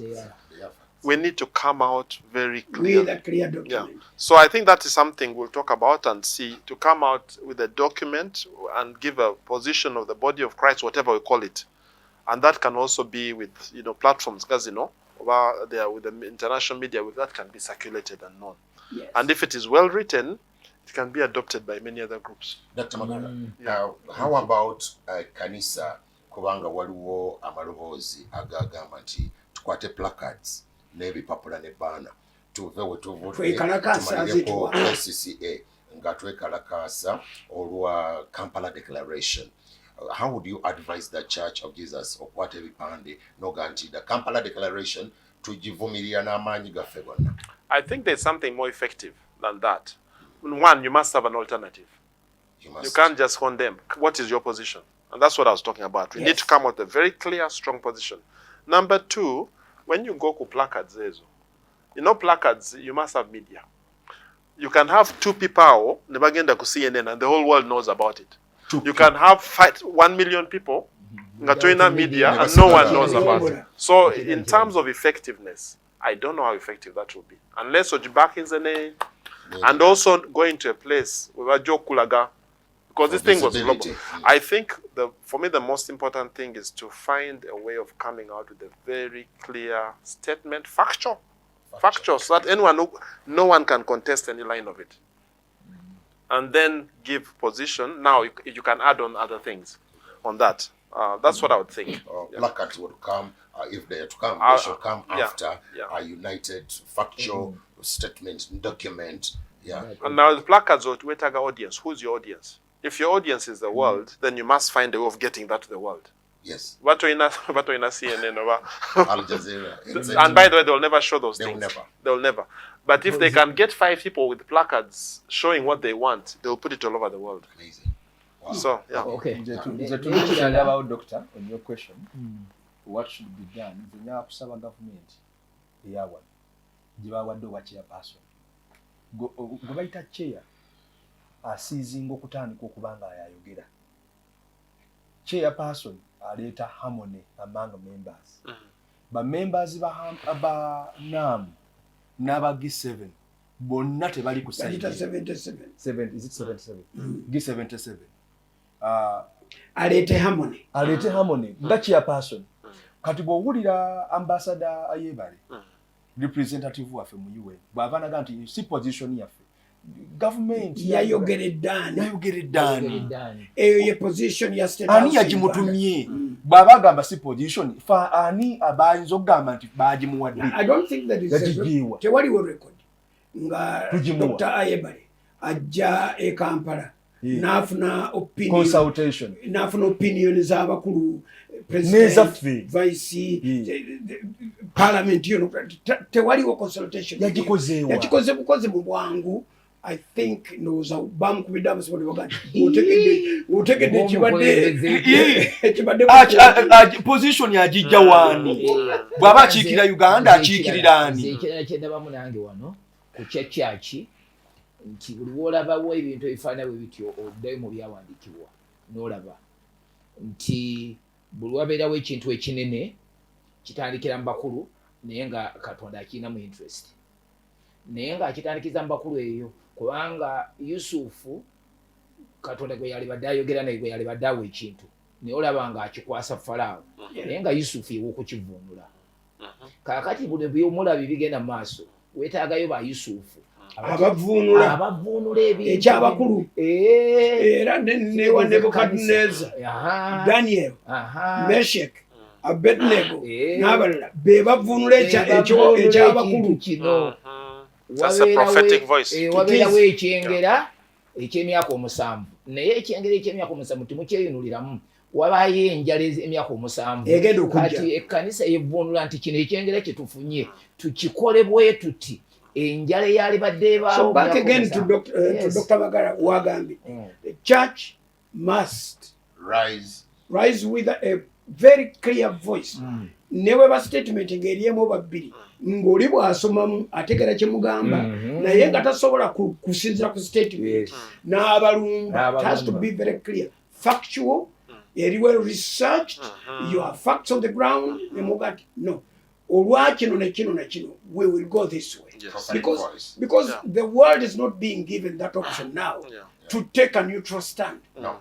And it should be. We are not being given that.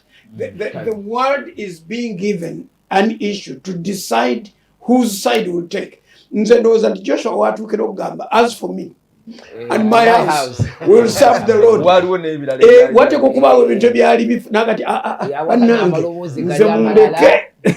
So Uganda has to come to a point now. And by the way, Uganda has to lead. Because I think East Africa is waiting for Uganda to speak. I think, and therefore, contribution here church will be part of the statement that the nation brings across. Nti Uganda egambye bweti nga chairmanship nga Uganda nga chair bagambye bwe bati. And these are the views of the majority. These are the views of the people, both the secular and the spiritual, both the religious and non-religious. Bonna bakkiriziganya on this matter, okuleta obulungamu, serenity, okuleta sanity, okuleta okutegeragana, and cause tranquil and peace to prevail in the Middle East. This is what Uganda says. Dr. Olide, Dr. Ayebale Magala kyayogedde. Dr. agambye nti South Africa egenda kufuna obuzibu mu maaso. Ejja kufuna. Kufuna collusion ne Israel. But it is unfortunate nti ensi yange nayo emaze okwegatta ku South Africa mu action ne mu conduct okujjayo obwenyi. Nze ndowooza Ayebale does not speak for everyone. Anti ya votinga ne mu UN ya votinga contrary the same thing kiyakola. And the vote was on ceasefire. Ceasefire. Which is understandable. But addition, bw'aba nekina akoze statement n'atuuka n'okuyingirira ICJ. Yeah, that was right. In my opinion, that wasn't right. The vote ye yalinga eriko bias, eriko influence engala. Now, this is where, remember the discussion that we have done now in the beginning. God is putting Uganda on the political favored seat. And we are saying at the same time, in the spirit, we see the church being put. And that now, same that is where the level. prophetic voice and where a statement from here, the body of Christ, I believe because of what is happening, will carry a lot of weight in the nations. And the prophetic voice helps in even guiding the national leadership.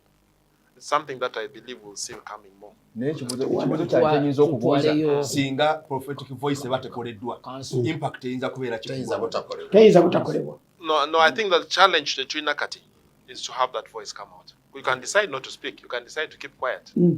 Naye ate okusinziira ku kye twogedde ffe tumaze okumuutinga idea. We are leaving it for the spiritual leadership of this country to now consider this a viable solution to what Uganda is facing. Uganda, nga bagambye kati bagitadde wano. Ekisigalidde be bantu abalina obusobozi okwogera ku level eyo okuvaayo nabo boogere, so that voice is the same. Uganda ereme kuba namaloboozi abiri nti government yagambye bweti naye church yerowooza bweti oba religious world egamba bweti ate bano balowooza. Kubanga for such a long time tubadde tusaba various houses of prayer in Africa nga Dr. Magala bagambye and elsewhere nga Mukama atuwa confirmation that Uganda will become the prophetic voice in Africa. Nenga tutumanyi how it would unfold. Chiribaawo kiti. This is it. Kakati Mukama alese opportunity okuba nti atulanze. You know, circumstance notwithstanding. You know, ebirala byonna nga biringa bwe biri. Eno chance ya amaanyi nnyo for the church okuba nti our visibility net doubles for leadership for Africa and the nations nga bwe kifaanana liba nga liwulirwa. Kati it is upon, like Dr. Joseph said, it's upon now the church leadership in Uganda to rise to the occasion. Okulaba nti chances ze omulimu weeguli tuve mu bino byonna ebitwawula twogerere mu kino nga si bipande byokka nga si bipande byokka. Ebintu bisatu Katonda byatuwadde. Ekisookera ddala that insight mu matter etambula. That foresight nti singa kyaki ekola bweti waliwo ejja okumalira. That one also. But finally, we also have a platform. We have media. Media is very powerful in this way. Kyemba ntunuulira abasajja abo NTV ne bani njala kuwulira ku issues zino boogera ki. They went silent. Yes. Abanene bonna baasirika. Because this matter is so sensitive. Oyinza okwesiikulira fitina. Kati abasigazza amaanyi bokka. Dr. Nozabali omusi yakyogera. Dr. Bali omusi twali twogera naye ye Minister wa Information. ICT. N'agamba bw'ati. We all have an opportunity to market ourselves.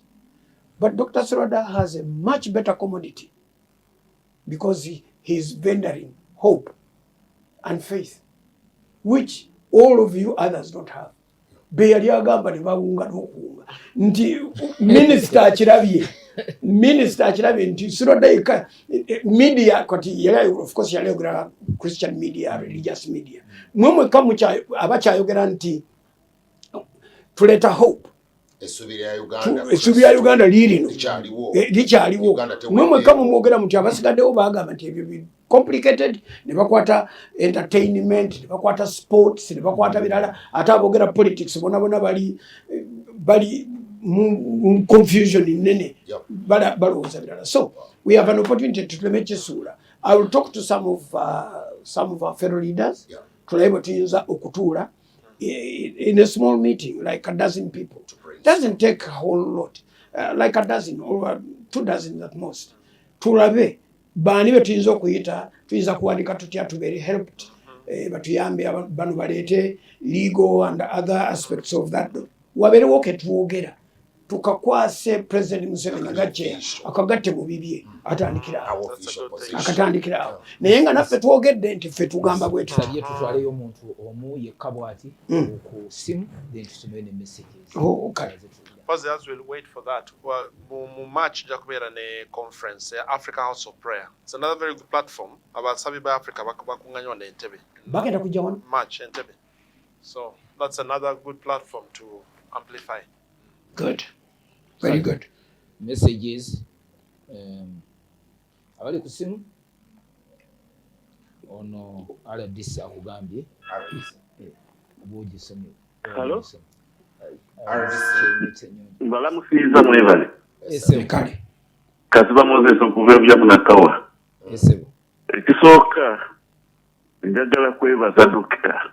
Neneebaza ne dokita ow'okubiri Apostle. Okuleeta dokita.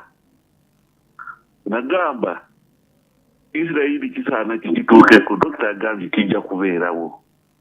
Naye ensonga ya Azayebale okujjako nga abantu bakugamba nti abalamuzi bano muteekwa kubagamba ekyokola naye baba bakola independently yakoze kyaisa pointi okola era gwe Ayebale tekyetaagisa gwe kuvaayo nti eyo si standi ya Uganda nedda kubanga emisango gyonna gyabeeramu gyasala sifa otumugamba ng'eggwanga akikola ng'omulamuzi.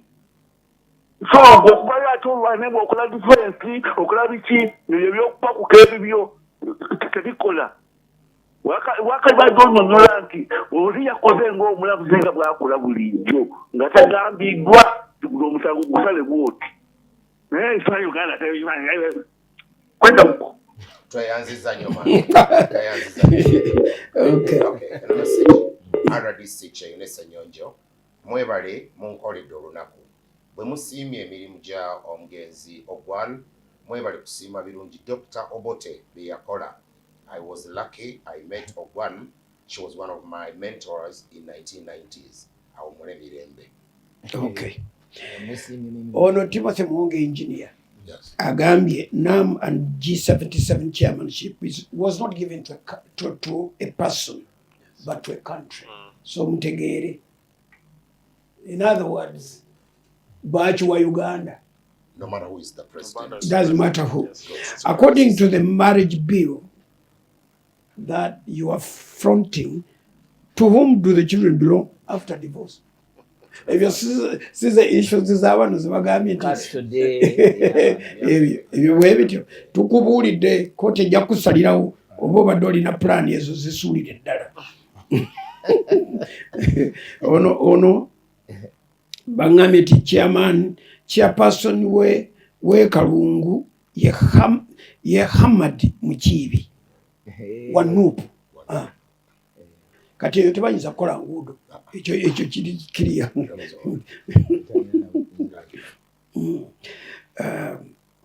Ono agambye enguudo tebateekwa zikola okubanga ali mu kitundu wa Nuupu. Tebazikola olw'okuba nti owa Nuupu tayagala zikozesa to give credit to government. Naye wa Nuupu yakamala mu bbanga ki? Anti no matter the banga. Wa myaka ebiri. Okay, but all along ekibaddeyo. Position teyeetaaga myaka, yeetaaga implementation. Because leadership is not about a big chair, it is about influence. Kakati oba emyaka ebiri, kiki akoze mu myaka ebiri. Tayagala kikola kubanga government their theme government mugirabise. Kakati ayagala kulabisa government kitakola. Abaddeyo baliyo aba movement bali bagati era government nayo n'aba movement bakola. Ye kawukumi president gwatugamba nkyasoma zikyali nyingi bannaye mulindeeko nkendeezeeko kale waliwo omulala gwe nasoose okulaba mukwano gwammwe ennyo Luwemba namubiise ate kati noonya munoonyi Luwemba uno agamba Daktari mwebale ssebo ku ky'ensonga ya Parliament okulonda President ndaba ekyo kikyali wala kubanga enkola eyo mu Parliament eno eyaffe nga bweri kati simanyi ku kya Uganda okubeera ne chairmanship ya NAM essanyu lingi naye n'obuvunaanyizibwa obuzze ne chairmanship bunaatuyamba okukula mu politics waffe ave mu byekifuba adde mu kuteesa ne tolerance for other people's opinions though it differs from the ones in power. Kucha 17 report nze ndaba repeat ya Prophet Micah who dissented from the king's position with his hundreds of supporting prophets. 17 stood for the Lord's ground. Simanyi banji bwe bakiraba, but it is that time now we are in the period. Good analysis. Yes. Omulala ona nedda ono sijja kumusoma ayomberera ffe awana masuuti n'atuyombesa asembayo ono yeebaza agambye nti mwebale nnyo olw'omwana oyo gwe mutulaze atubikkudde obwongo nti abagezi tebabeera baana b'abagagga owa aggregate 4 anoonya ngeri yakuyamba ayagala tuyambe ebisigadde ndowooza tujja studying mpolampola wabeerawo ekisuliridde tujja kizza enkya next week. Dr. tweyanziza Dr. Magara yabadde omugenyi waffe owa hot seat ndowooza alesa aginyogozezza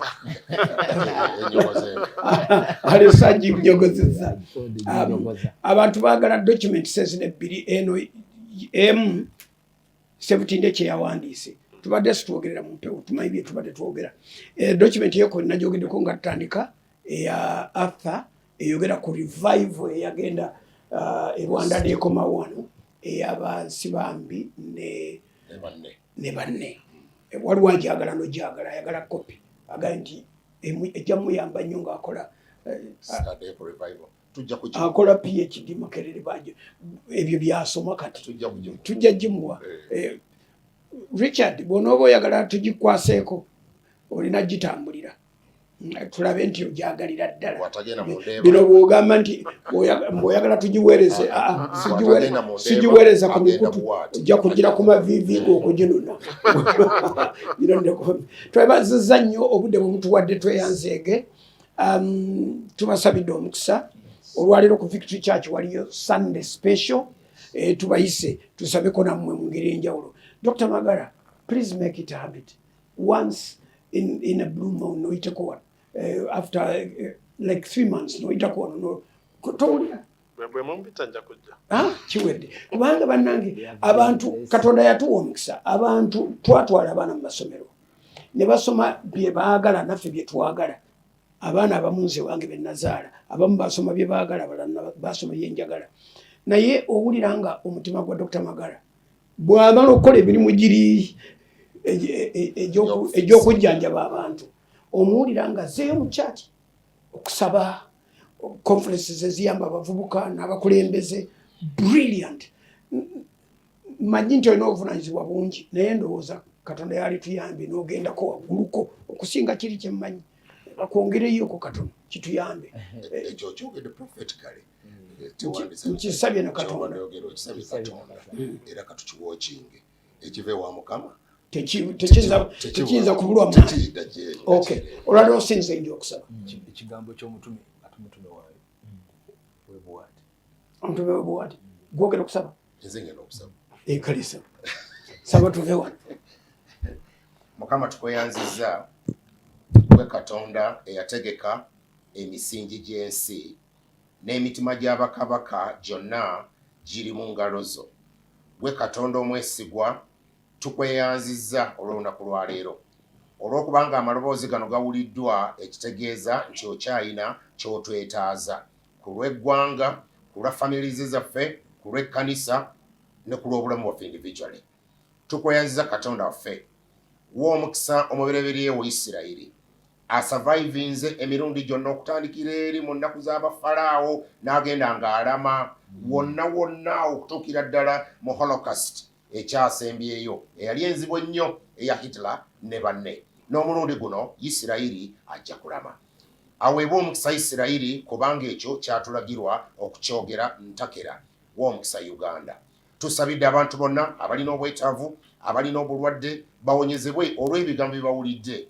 Tubadde wano for all these hours nga twogera ekigambo kya Katonda, nga twogera abantu bakole batya okuva mu mbeera, mindset change. Abantu bakole batya okwegattako value okuva mu mbeera ey'okaaba n'okushiftinga blame. Singa gundi yagira bw'ate nandibadde bwe, singa gundi yansomesa nandibadde bwe.